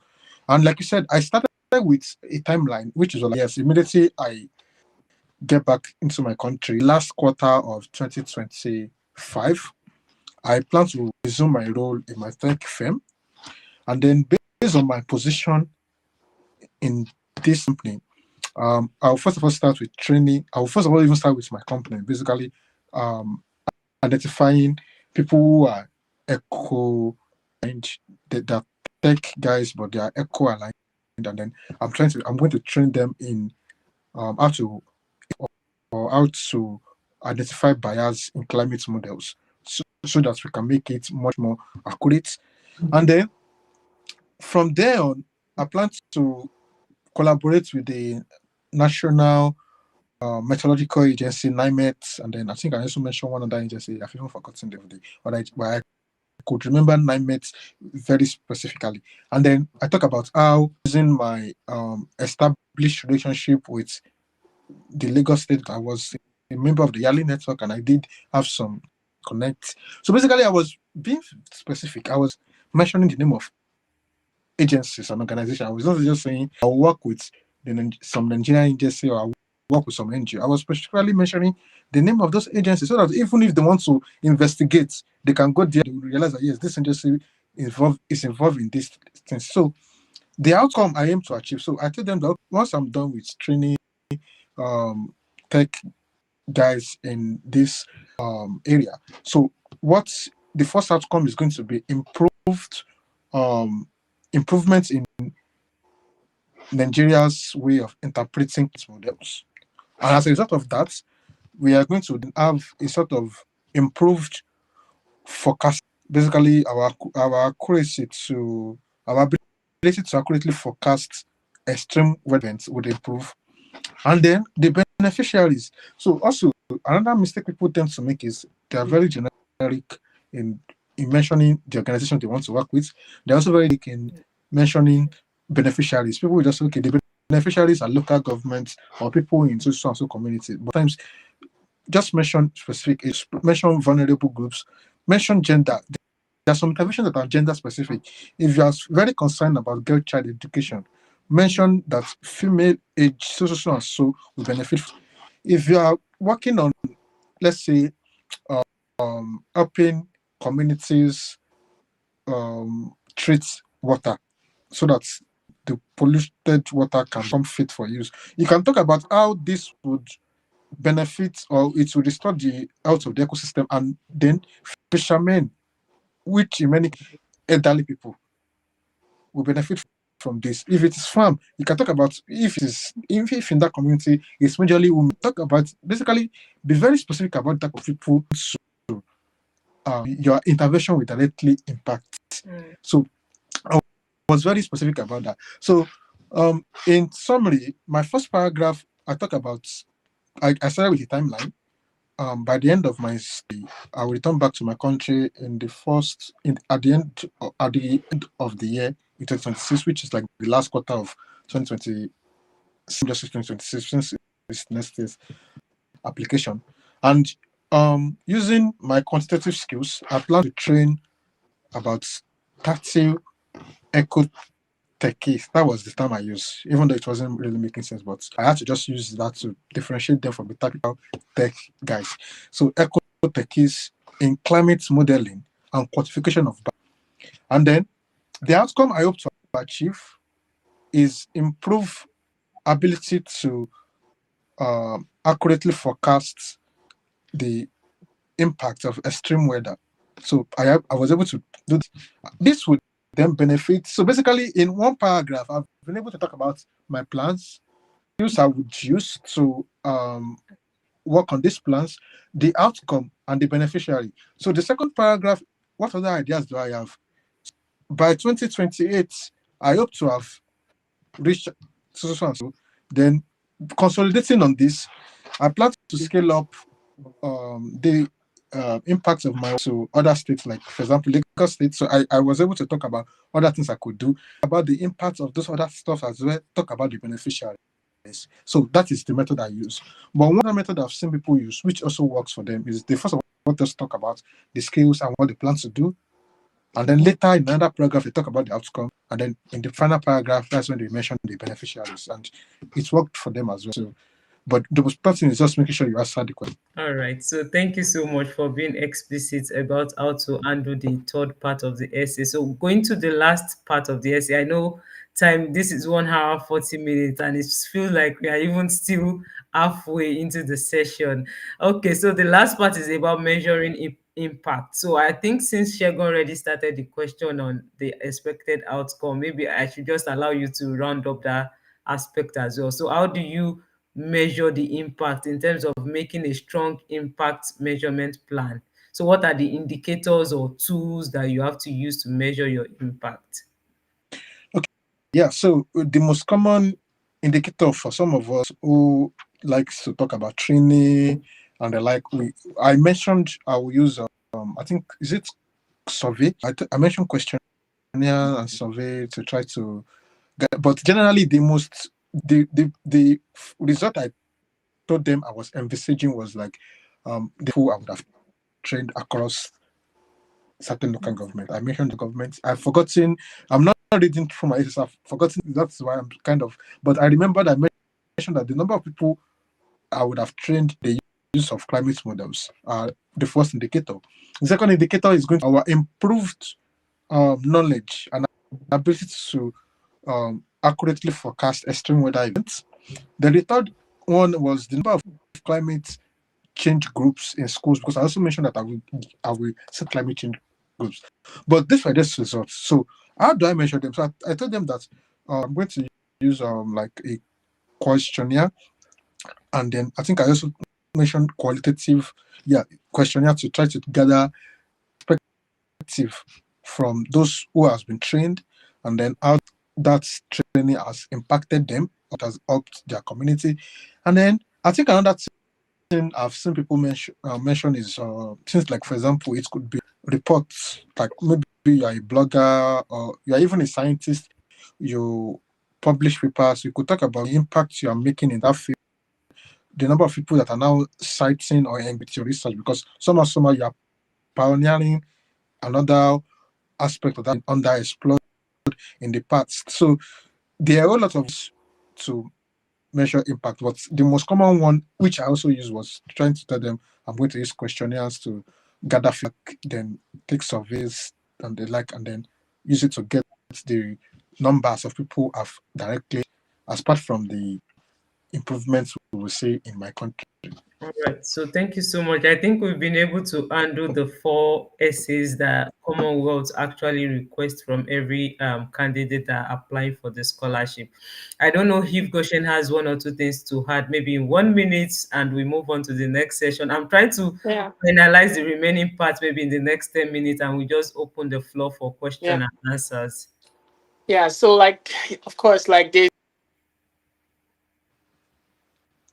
like I want to like I'm just reading from the essay and I want to spotlight some things that I feel like you can use as your indicator. So like indicators, that there are a lot of indicators, there are a lot of ways that you could show outcomes. So it could be something directly from you, like a direct output. So it could be just like Shegun has mentioned, maybe like workshop you conducted, or maybe like you published a particular report or a research still on that core area you've been talking about. Hmm. You know, you don't want to be disjointed. You're not you're saying something different. Say for example, you started by saying you want to do something on maternal health, and now you've come to your outcome, you're saying it's for cancer patients. So like there's a total disjoint, you know, already. So like it could be like a direct output from you, it could be like a tech person, a new tool, or a new to address climate and whatever. It could be like if you are in the area of advocacy, it could be like stakeholders engagement, or community sessions that you've done, or and another thing to note is that, well, while you see all these things, it's good to like also put percentage. Oh, my network again. Can you hear me now? Yes, we can hear you. Go ahead. So, like, another thing to also note is that when you talk about all these things, it's good to compare these things with existing indicators, or what is the existing state, you know currently now, and by what percent do you want to improve that particular core area, you know and then, like, other indicators could be like outcome of something you've appreciation of the data, better accuracy, or a strengthened health system, or improved diagnosis method for a particular disease condition. Or say, for example, you're still in the educational space, you're doing something with education. Maybe it could be improved school performance or improved literacy, and also like you're putting percentage to all these. And so for people that are into, like, all this advocacy, again, you could scale it up, just like Segun has said, to even policy implementation, following policy writing and policy briefing, and all those things. And also, like, remember that you can always compare all these indicators with existing indicators to show like how you want to improve them, by what percentage specifically. That is what I would just say. So, like, again, you have the problem, you have like your role, you have the skill set that you want to use, and you have like the outcome, how you want to improve the existing states to like what you foresee to happen in a feasible timeline. Okay. All right. So thank you for that extra addition to the essay. So going to the next part, I just want us to quickly summarize this part of it, and I'm also going to direct this back to you, Goshen. And I think this session is actually talking about the award objectives, the 5 year career plan, the long-term career plan, and everything. So maybe in just 1 to 2 minutes, can you share how to structure the 5 year plan, and maybe your commitment beyond that 5 years plan, as well as the detailed plan of study that CSE also requires for the application? So, like, yeah, so I just want to say, like, we may know this already, but like when you're writing, it's very easy to like go off track, like just write. So, like, people always use this, and I think it's worked so many times, time and time again, the star method when you want to tell a story.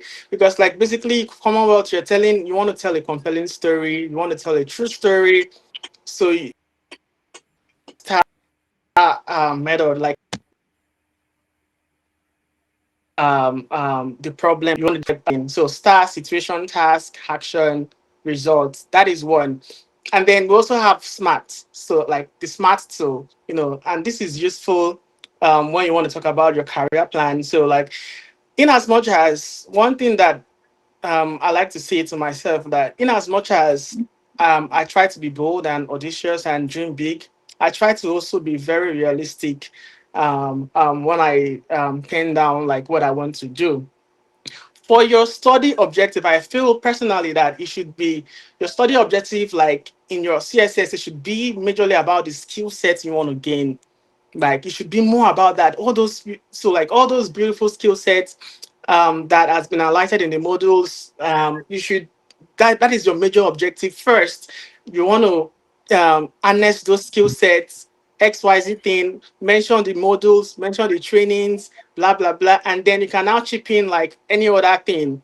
Because I've seen scholars also like had extracurriculars, you want to engage with CSC, you want to do that, that is fine. But like for your study objective, don't forget that, because these essays I feel like partly they're going to be reviewed by the specific universities you're applying to. So like the universities has to tell the CSC that, oh yeah, this person is a strong candidate before like you eventually get a scholarship. So you want to make sure that your study objective has to reflect the things that the school is currently doing. Again, that is why you have to go back and dig into those photos. And then flipping to your career plans. Um, before I go there, I want to say that while you talk about your um, study objective, remember to use action verbs. They are very good. Like things like strengthen, develop, implement, design. Just those phrases are a lot. Just Google them, enhance, establish. Segun has mentioned improve. All those action verbs are very good, like to show what you want to do in your. I can see a lot of them in this essay. That's why I'm just spotlighting them out to you. And then to your career plan, the SMART tool is very important. It should be specific. You know, it should be specific. It should be measurable. It should be achievable. You can't say immediately you could return. You can't say you want to cure cancer.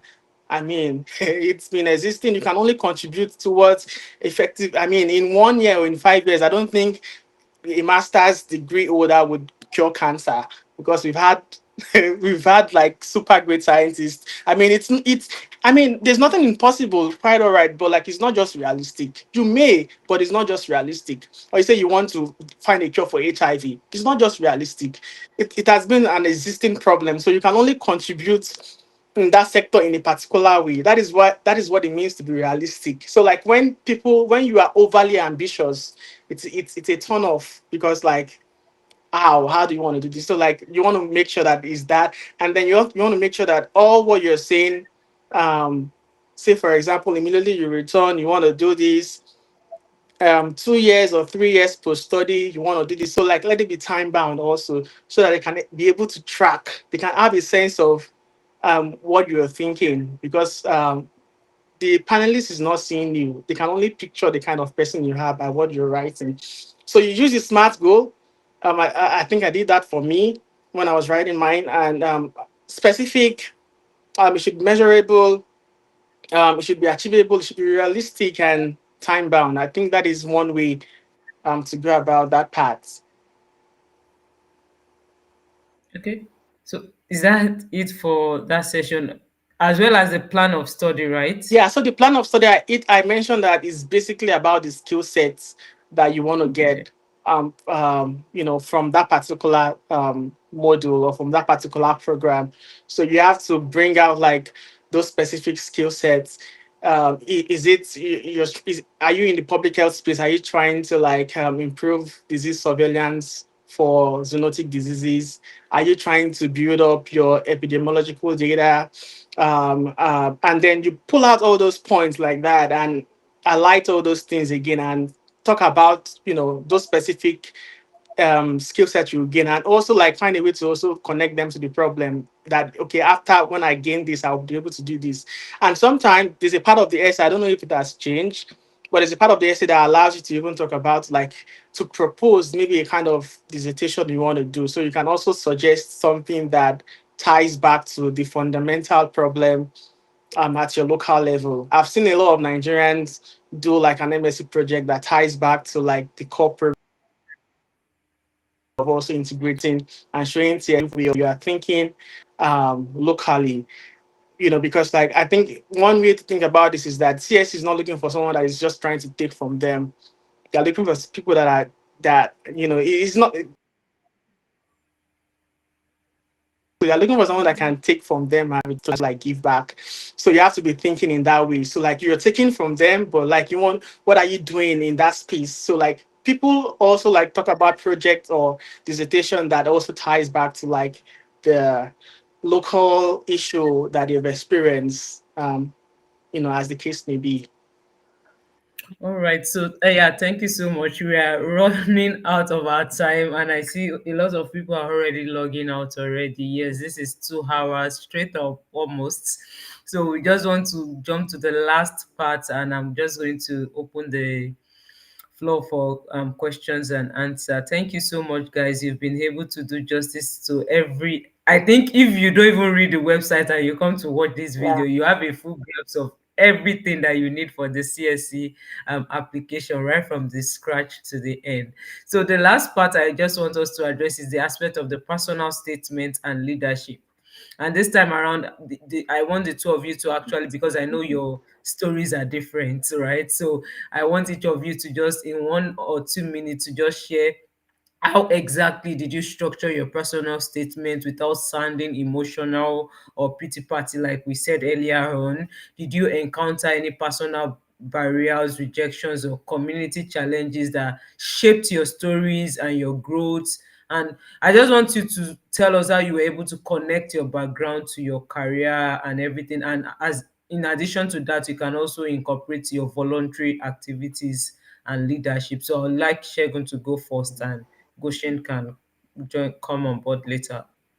Okay, yeah, thank you for that. So, for me, because there was another section on volunteering and leadership, so I didn't really most of my voluntary and leadership experience in my personal statement. So, but what I did was to share challenges I faced growing up, especially coming from a low income country like Nigeria, coming from a family that was not rich, but we're not really also too poor. So I didn't, like you said, I don't exaggerate my situation. I have great respect for my family, but I did share some personal while I was little, particularly as regards climate extremes. I very well that once upon a time, if it's not just once, but times while I was small, we used to have flooding in some part, and I could remember in those days, I and my mom sometimes this water enters our shop and we have to start scooping water. I relate it to how even as a young boy, I first of all start experiencing what the devastating impacts of frequent extreme um, weather effects can cause, which is a result of climate change. So I framed my personal challenge in such a way that I was able to prove that even while I was small, I was already exposed to this problem. So I owned up the problem.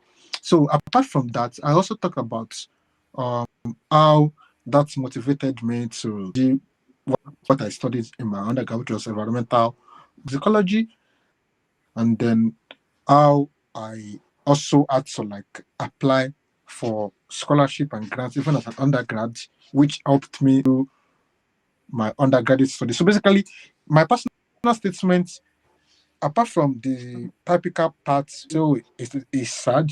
You could also see that I have mentioned evidence of awards. Basically, me talking about how I want this, how I want that, and because of that, it was able to help me fund my study. It's not simply a sad story. It's also an evidence that yes, this person has been, you know, has been an high achiever even from undergrad. People that I also talk about, yeah. So I quickly introduce a small leadership experience in my personal statement. I talk about how, as an undergrad, I was the course rep, a position I didn't even want to take before, but somehow my classmate entrusted me with that, and I had to take it. And I even justified it. I was one of the youngest, but I was probably the fourth youngest in my cohort of students, but they still entrusted me with that leadership. Prove to some extent that the leadership abilities I'm talking about, I'm trying to sell, was even seen by people when I had self doubt. So by the end of my personal statement, I concluded by talking about how all of these tool experiences are what has led me to want to study climate change science and policy because I would want someone else to go through that. I've been very fortunate to have gone through that, develop resilience, and still be better. Doesn't mean someone else will. You understand? I concluded about why this study would then help. So that's what I did. Yeah, thank you so much for giving a lot of examples, maybe from your personal statement. And I believe somebody's able to glean on, like, you can adapt some of these examples into your application. So I'll just go ahead to Goshen to also Yeah. 1 minute there to share some insight on the personal statement session. So like for me, I like to start also like by saying that I was from an average family. We are not poor. Um, we are not excessively rich also, you know. And I think I'm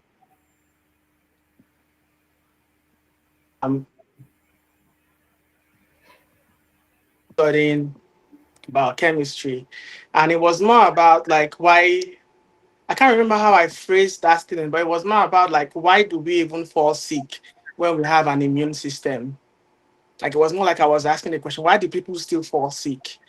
You know, because like I was, and this was from a place of personal experience because growing up in Nigeria, I was always falling sick of malaria. It was always like I was before I even got to know what. biochemistry was, or how like um, how metabolism work, or how the different pathway work, or what was diseases, or like how diseases are affect the body and immune system and everything, and the different type of diseases at the different molecular and cellular level. I was just like, I was introspecting back, like, why do we even fall sick? As human beings. And I think I phrased it in such a way that led to me saying that I was trying to understand disease and the different disease condition and how they affect us as humans. I think I had an introduction like that, and then I linked that to like where I did my undergrad at Caleb University. And here is the peculiar thing, like, it's so interesting because like many people feel like when you go to a private university, oh my god, like you got it all figured out, that you're like super rich and wealthy and stuff like that, you know. But I did mention about why I went there, and you know what made me go there and how I survived. Again, flipping it to why you should not over dramatize suffering. You know you, you can clearly state the facts without sounding pity partying.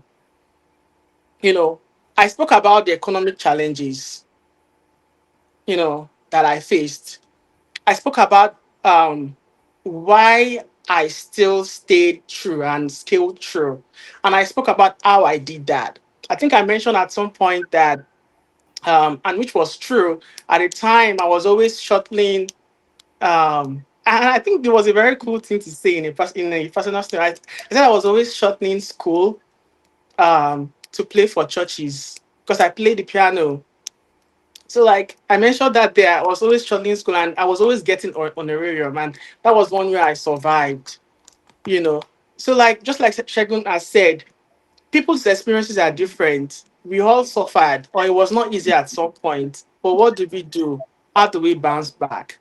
And I think in the midst of all that, I also mentioned that amidst all those things, I still had my spark because I was still championing extramural tutorial sessions within the department.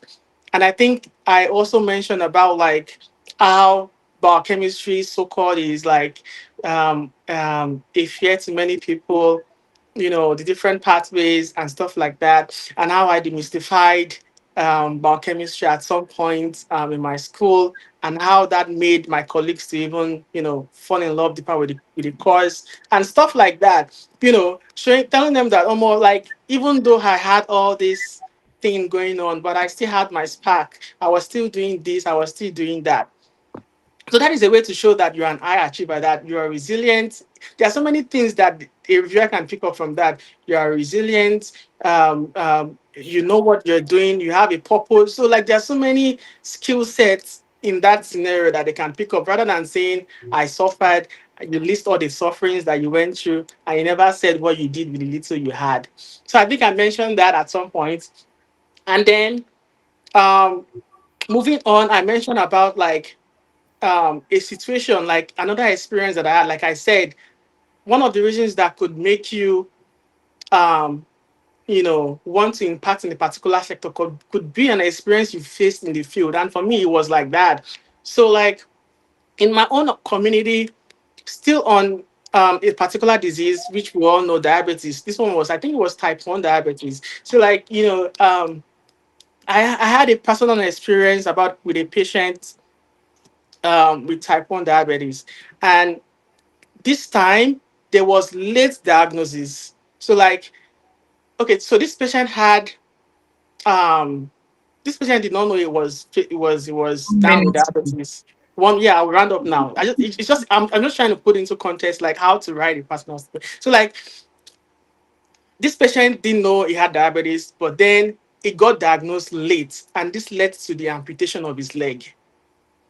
And so, like, I built a case on this, that why are we having late diagnosis? And that was how I connected um, my undergrad to why I want to do biotechnology, a master's in biotechnology, like to improve diagnosis, to improve therapeutics for this particular disease condition. And so, like, that was how I structured my essays from my background to my lived experience, to why I'm actually, you know, um, shooting for this particular program. And I think in between, I added one or two volunteering and leadership experience, not the full picture, because like Segun said, there's another part where you can really, really talk about that. So I just added like, I had like one or two flavors of like the different volunteering experience I did and leadership experience I had in my NYC before I now talked about it full blown in other particular sections. So that was how I did mine, if I can remember clearly.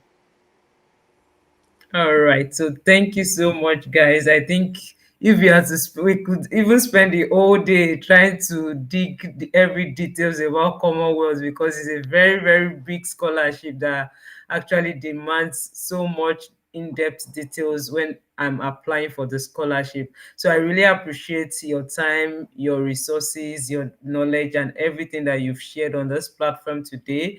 And I believe everyone out there is able to take one or two things away from this session.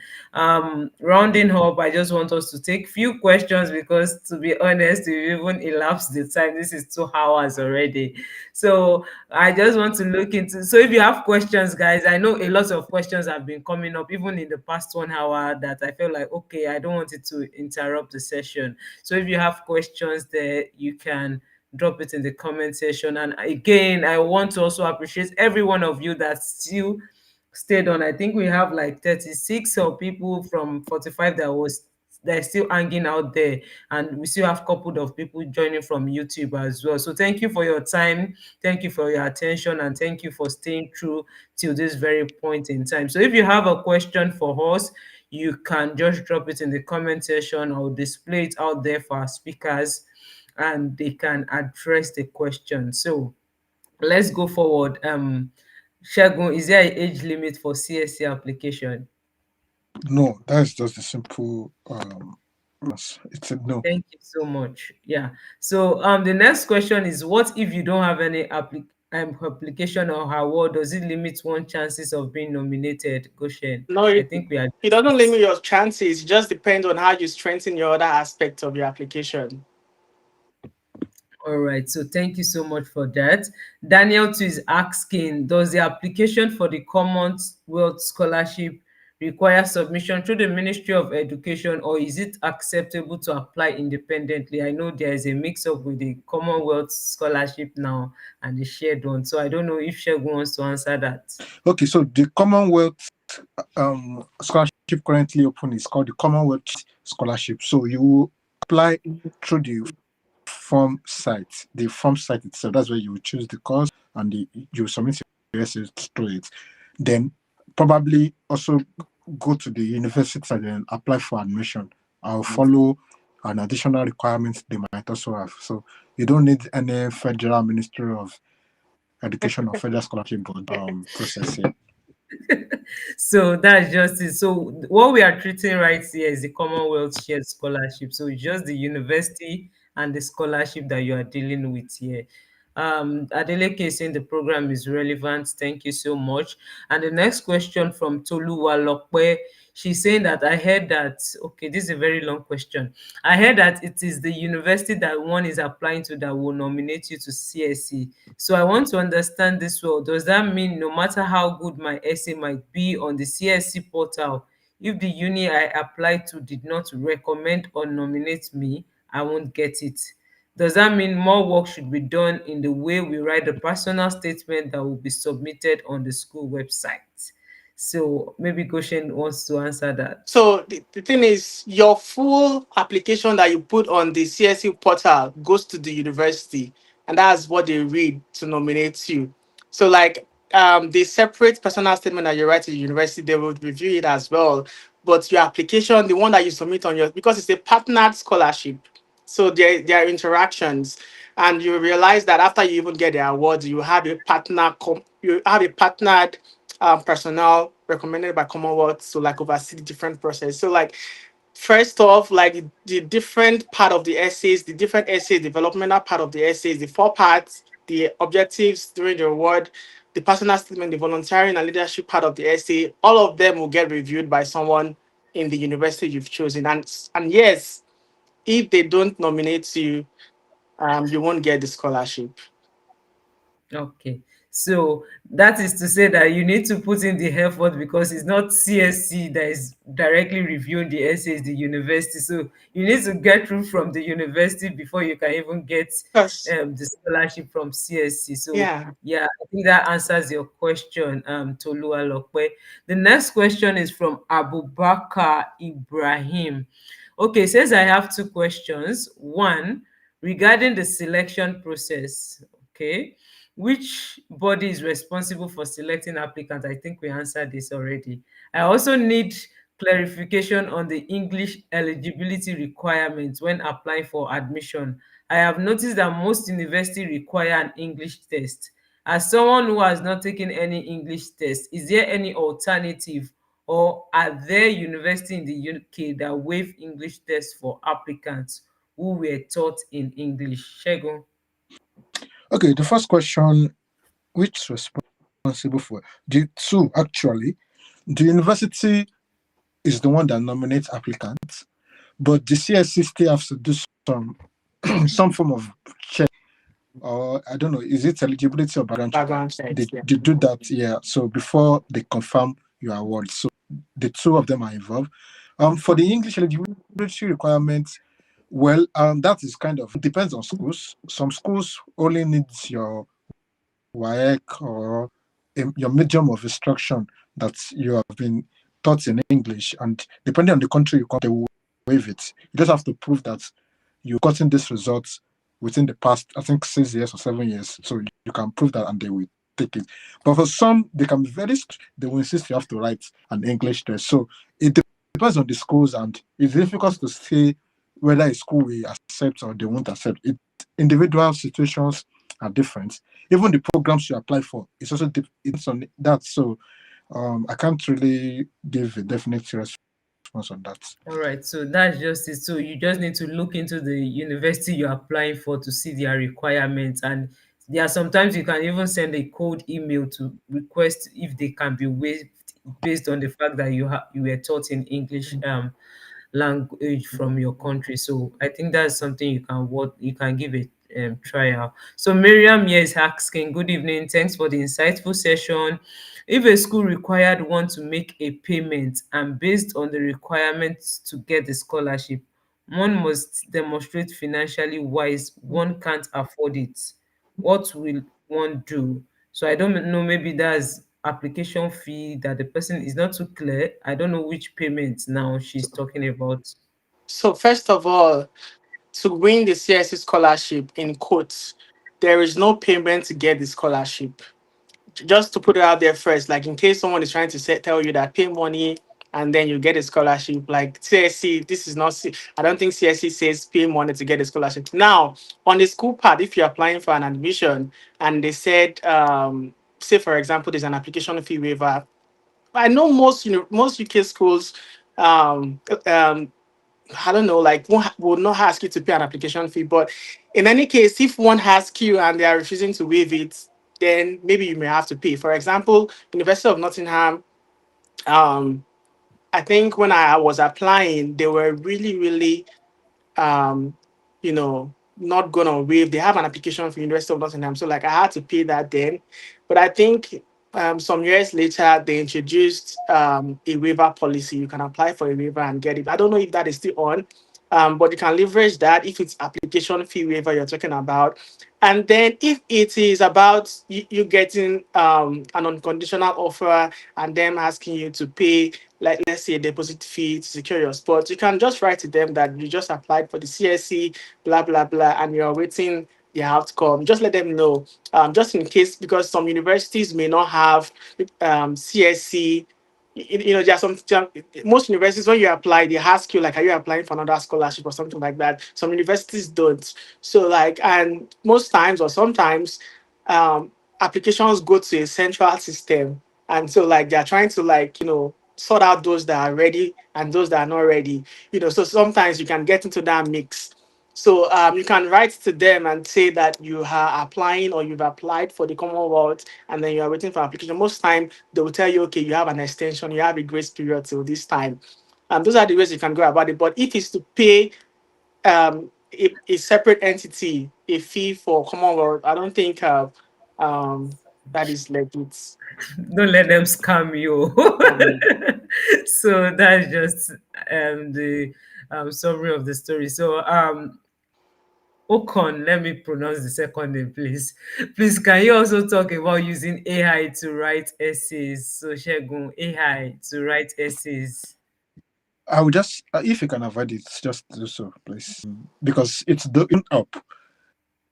You're already writing about 11 essays, and you need to be consistent. You need to make sure you.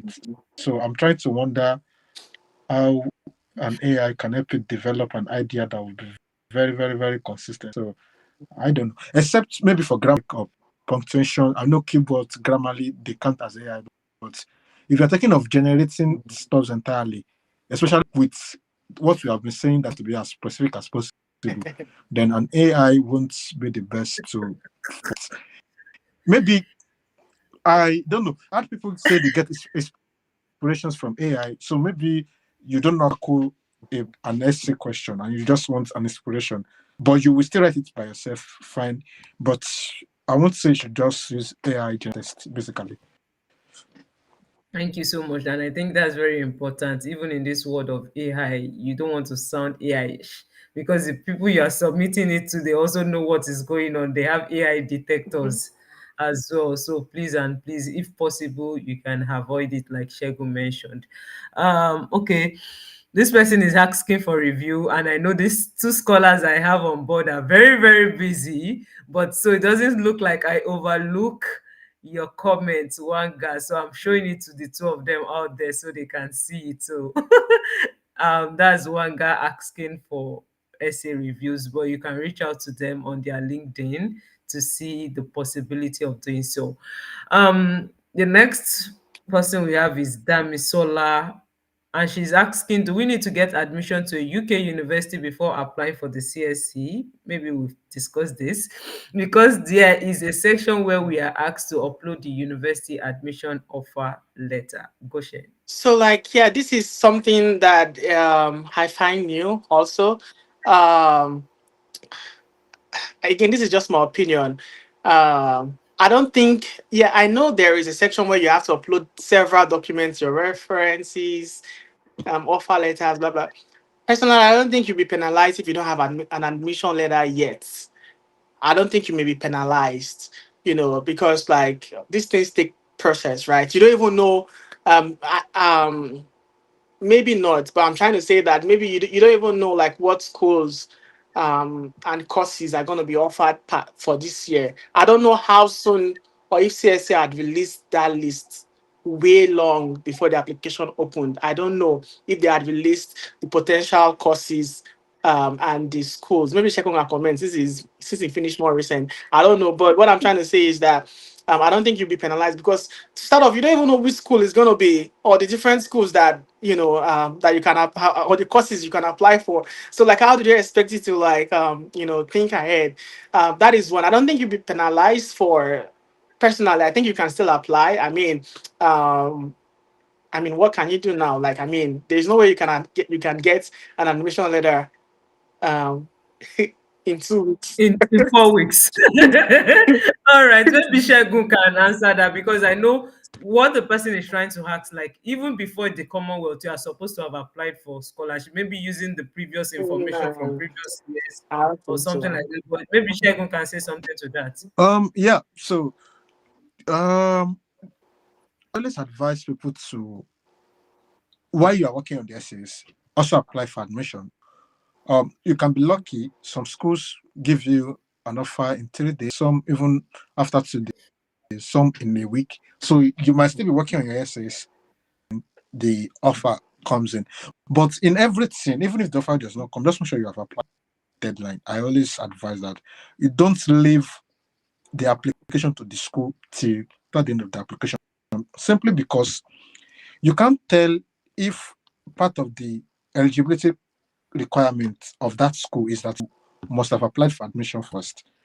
Some schools have that. I know very well some schools have that you must have applied for admission. They will even ask you that during the your application include your admission application ID Yeah, in I do. your form. Yeah, Yeah, first so year. they will ask you to do that. So It's important that even if you don't have an offer, at least make sure you have applied for admission. So include the application ID in the form. Okay. Yeah, that's good. Segun, I would like you to also take this question since you are still in the UK. So, Ogechi is asking, is it compulsory that as a Commonwealth scholar you must go back to your home country after the studies? I saw it stated on their website. Yes, and it's also stated on the website that the only reason they will allow you to remain in the UK is if you are continuing for further studies. Probably, in fact, it's not probably if you are going to go for a PhD, and there's a condition for that because I went directly into a PhD immediately after my studies. In fact, I was still in the process of completing my master's and PhD of hacking, and I reached out to the CSC. So there are some conditions you have. One of the conditions is that it must be a fully funded offer. There's no part that it is half fund or something. Your stipend must be your tuition fee must be completely taken care of, getting stipends, and then every other stuff. So once they see that yes, it is fully funded offer, and it is not just your a desperate attempt to stay back in the UK, this kind of stuff, they would give you that exemption letter, which you then use to reapply for a new student visa, and then you still every other thing that is not um you trying to extend or go for higher studies, then you would have to. That's what they say. You have to go back. That's the rule. So that's it. I hope that's clear, Ogechi, that asked the question. So I think we also asked this question, and we've answered this question, Aria, about the English proficiency and the UK university. So you just need to dig deep into the website to actually find out which university is giving a waiver and which university does not give a waiver. I have James Pupola. So he's saying, thank you so much for your time. How can we get application waivers for school we are applying to? How many schools should one apply for? Do we need to apply more than the application says? Goshen. I'll take your question from the back. Do we need to apply more than the application says? I don't know if there's a limit. Shegun, like, remind me. I don't know if there's a limit. I don't think so. If that No, CSC says that you must apply to just one, two, three, four, five no, school. As far no. as There's not. your expertise and your story carry you, and as far as you're ready to do the work to write the different essays and tailor them, please apply to as many schools and programs. And then the other one was, can you please put that back? Uh, Oh, sorry. uh, Um, how many? how can we Yeah, get there's no limit to the schools. How can we get application waiver for schools we're applying to? You have to just write to them. And Shegun has said it is institutionally based. They may waive it, they may not waive it. So like some schools we say no, we're not waiving it. Like Cambridge, I think Cambridge. I don't know, and it's course specific too. There are some programs that they don't have waivers. It's programs that have. Like my school that year, they were like, no, like if you don't pay, we're not even going to. Your application will not even move. to the next? So that is that. So like you can only just ask. Just write the program code. They are always happy to reply you as such. Okay. All right. So thank you for that. Isaac is asking, is it necessary to use my WAHEC to apply for a scholarship? I am not sure if I understand this question correctly, or are there any forms? I don't know if any of you understand this question, or maybe we can tell him to rephrase and Yeah, it should rephrase. I'm not sure if it's trying to say can he use his for WAEC English. for English Yeah. test or as a means of qualification. So I'm not sure about what he's So asking about. Isaac on YouTube, if possible, you can rephrase and send it back, and we can take your questions. Um, Olaniyi Esther is saying, are we submitting a separate application to the university aside from the Commonwealth application? I think Yeah.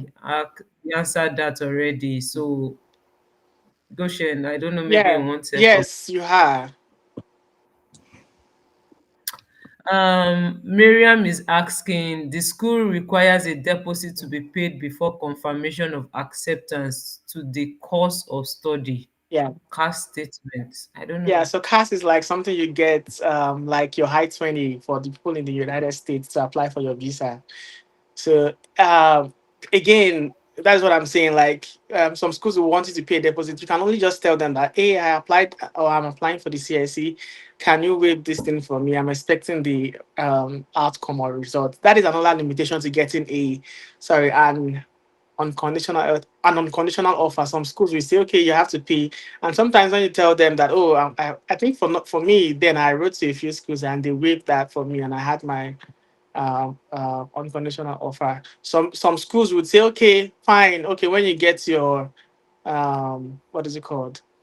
Um, confirmation, then we'll waive other requirements for you. Like when we get to when you are selected, then we'll keep your spot, but then when you're selected, we'll waive this for you and we'll send your unconditional offer to you. So it's school specific again. But you just have to write to them and explain your case to them. Okay, yeah. So that's a good one. Thank you so much for that. Ibrahim is asking, I think this is about the GPA. So he said for MasterCard scholarship, they told me that my 2-1 GPA from Nigeria, like maybe is not qualified for the MasterCard scholarship. So can you tell me the actual GPA required for the scholarship, Shegun? I am not a masterclass scholar, so No, there I are a no, lot I of. think in terms of Oh, Commonwealth now. so there's no, the minimum requirement is 2-1. Yes, I know that. So for everyone, if you have a 2-2, you are allowed to use a master's as a supporting qualification. So your 2-1 is qualified for the Commonwealth scholarship. Okay, so I think that answers your question, Ibrahim. So these are two separate scholarships. So in case MasterCard is telling you you don't qualify based on 2-1, CS is telling you you are welcome with your 2-1, so give it a shot. Maria is asking, do you have a link or sample essays we can look at for the application? Even YouTube videos recommendation will be helpful. I think maybe CSC has a format, or maybe a template on their website. I'm not sure, but maybe if Goshen wants to talk about this. So I don't think CSC has a template sample essays that you can look at, but this is a YouTube video you can look at. I think we've touched on different points. We have highlighted different points and different ways you could tackle your essay. So, and there are many more. So please explore this. Okay. So I think somebody also replied to you, It's Maria, about that you that. can check Yeah. Agoga Yusuf Adebayo's YouTube Yeah. channel for samples and everything. So maybe you can look it out. So right now, I'm not seeing any questions in the comment section. I believe we've been able to do justice to everybody's questions. And while we just round it, oh, okay, Isaac rephrased his question back and get back to us. He said, is it necessary to use my WAHEC result to apply for a scholarship, or are there alternative qualifications I can use? I think that's in the form when we are talking about qualification. And I think it's more about your bachelor's Yeah, CSC degree. doesn't ask you for WIEC. Only the universities you're applying to maybe would ask you to use that as a maybe you can use that as an alternative to your to showing them that oh hey I'm proficient in English. But for CSC on the portal for the CSC portal application, I don't think I can even go there right now. I don't think WIEC is something that they want to see uploaded. Shegun can comment on that. So I think it's more about your bachelor's and other things. Bachelor's, your Okay. ID, and stuff like that. Okay, yeah, so I think to the best of my knowledge, that's actually what I saw on Yeah. the website as well. So it's more of your bachelor's degree, except you are talking about your English proficiency thereabout. So this brings us to the end of the session, and I just want to leave a space or for one more question for our speakers out there in form of their final advice for everyone that is applying for this 2026 circle. And I'm going to start with Goshen. So, what's your final words of encouragement for someone that feels like, oh, I'm not qualified, TSC is too big for me, I'm not sure if I meet up with the requirements or my story actually matters. So, what's that word of encouragement for them? So first, I would say get locked in with yourself. Honestly, that's the best you can do from now till the night. Get locked in with your essays, get locked in, introspect, revamp, edit, watch the YouTube videos, re-edit again. Like there's no each time you look at your essays, there's always something new to change. And the more you read, the more you get clarity. The more you read on the subject matter, the more you get clarity. So just read the school websites, read around the thematic area you want to address, pull up statistics, read, revamp, re-edit, have that cycle for the next couple of weeks that you have to submit your essay. Two is that believe you can win it. It's and as many times you say to yourself you can do it, it propels you to act it. You're not just saying you can believe it, you're acting it, you're doing all these things that I've mentioned. Three, I tell people that what you do while you're waiting for your success is what really matters. Tells a lot if you're ready for that success you're trying to see. I mean, you've heard beautiful story from Segun about how he you know, he re-strategized. Maybe this is your moment to re-strategize. You never can tell how he re-strategized, like, and started to use another approach to apply for the the scholarship. So like that is why I said locking. Nobody can tell your story better than you, and introspect. And I just wish you well. And I know that for you to even be on this platform to hear like both of us speak, I think that is one great step. You've done yourself a very good thing by upping on this session to hear people talk, because that is one way you can sharpen your mindset. And because like I tell people that many times ideas come from mere interaction. Sometimes I just interact with people, and before you know, I just pick up an idea and I just pen it down, and that is what this platform, or that is what this meeting or this session is about, so that it can spark that thing in you, such that you can connect what you want to do articulately well in your essays, and before you know it, you're a winner already. So that's what I'm going to say. I'm just going to say lock in, tell yourself that you can win, and then believe it and act it. And I hope to see you at the top and celebrate you. Um, Right. So thank you so much. So to everyone listening, you have 2 weeks. Just lock in and believe in yourself. You okay. can do it. And we are waiting to celebrate your Commonwealth Scholarship. Okay, to Segun. For those that have been experiencing rejections, like over the years, they've been applying for CSE 1 year, 2 years, 3 years, and it's not coming forth. So, what advice do you have for them to keep them motivated? So, yeah, what's actually helped you to also stay true during your time as well? Maybe they can learn from you. I will give something that is unconventional. Just your essays alone, beyond just your essays alone, spend time to understand the eligibility criteria. And I'm not talking of the Commonwealth eligibility criteria now. I'm talking of this school specific one. Every year, I see counts who have worked hard on their essays, submitted the best application they can get. And after the application ends, they soon found out that the school has a separate eligibility criteria, and someone they were not aware. And that is one of the most heartbreaking things I can ever think of. The fact that you already know fate even before the official result starts. So please try as much as possible to make sure those schools you have identified, those courses you have identified, go to the school web page. In case you can't find it, actually the CSC has the contact page for each school website. But if you can't find it there, go to the school web page itself, search for under the funding page, search for Commonwealth Shared Scholarship, it will come up. Then it will give you the specific criteria for each schools.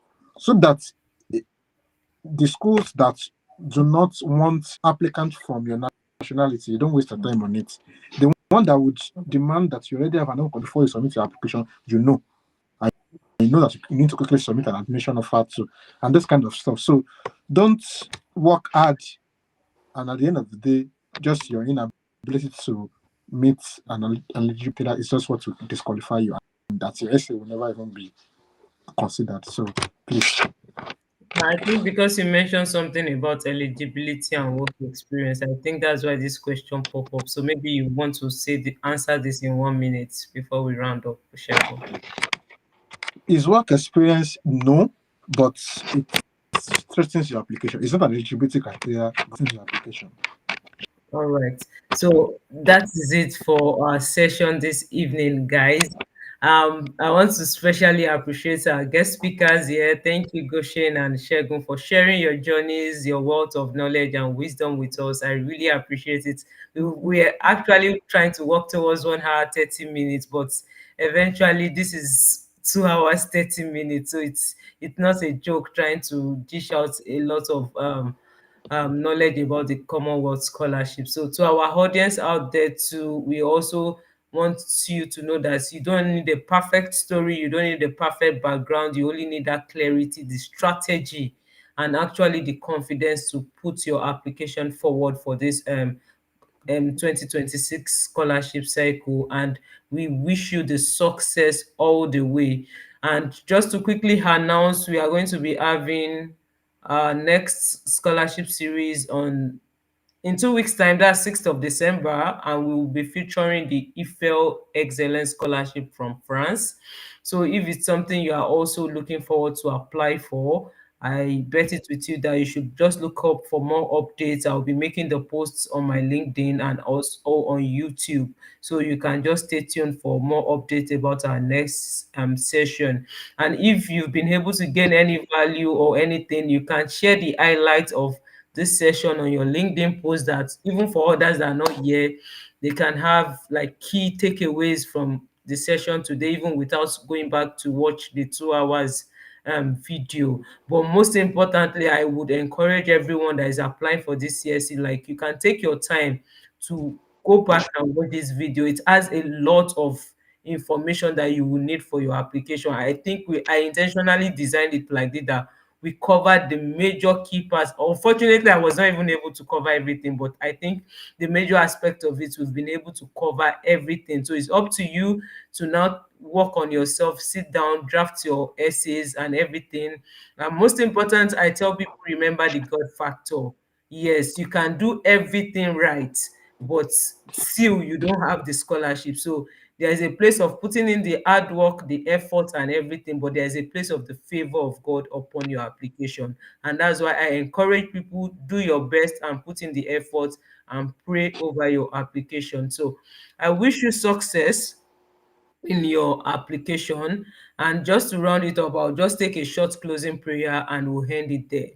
Our Father and our God, we thank you this evening. Thank you for the ability to dispense so much wisdom in this session. We thank you for the life of our speakers and everyone that has attended this session. Thank you for the valuable information we've gained from this session. Father, we pray, Lord God, that for everyone that will be actually making use of this information, that you come through for them in their scholarship journey in the name of Jesus. And as a result of it, Lord God, we want to hear testimony that, oh, I followed this session this time last year, and this year I'm here to celebrate my good news. I'm now an awardee or recipient of this so scholarship. Father, let it be so for each and everyone that are looking forward to their testimony in the name of Jesus.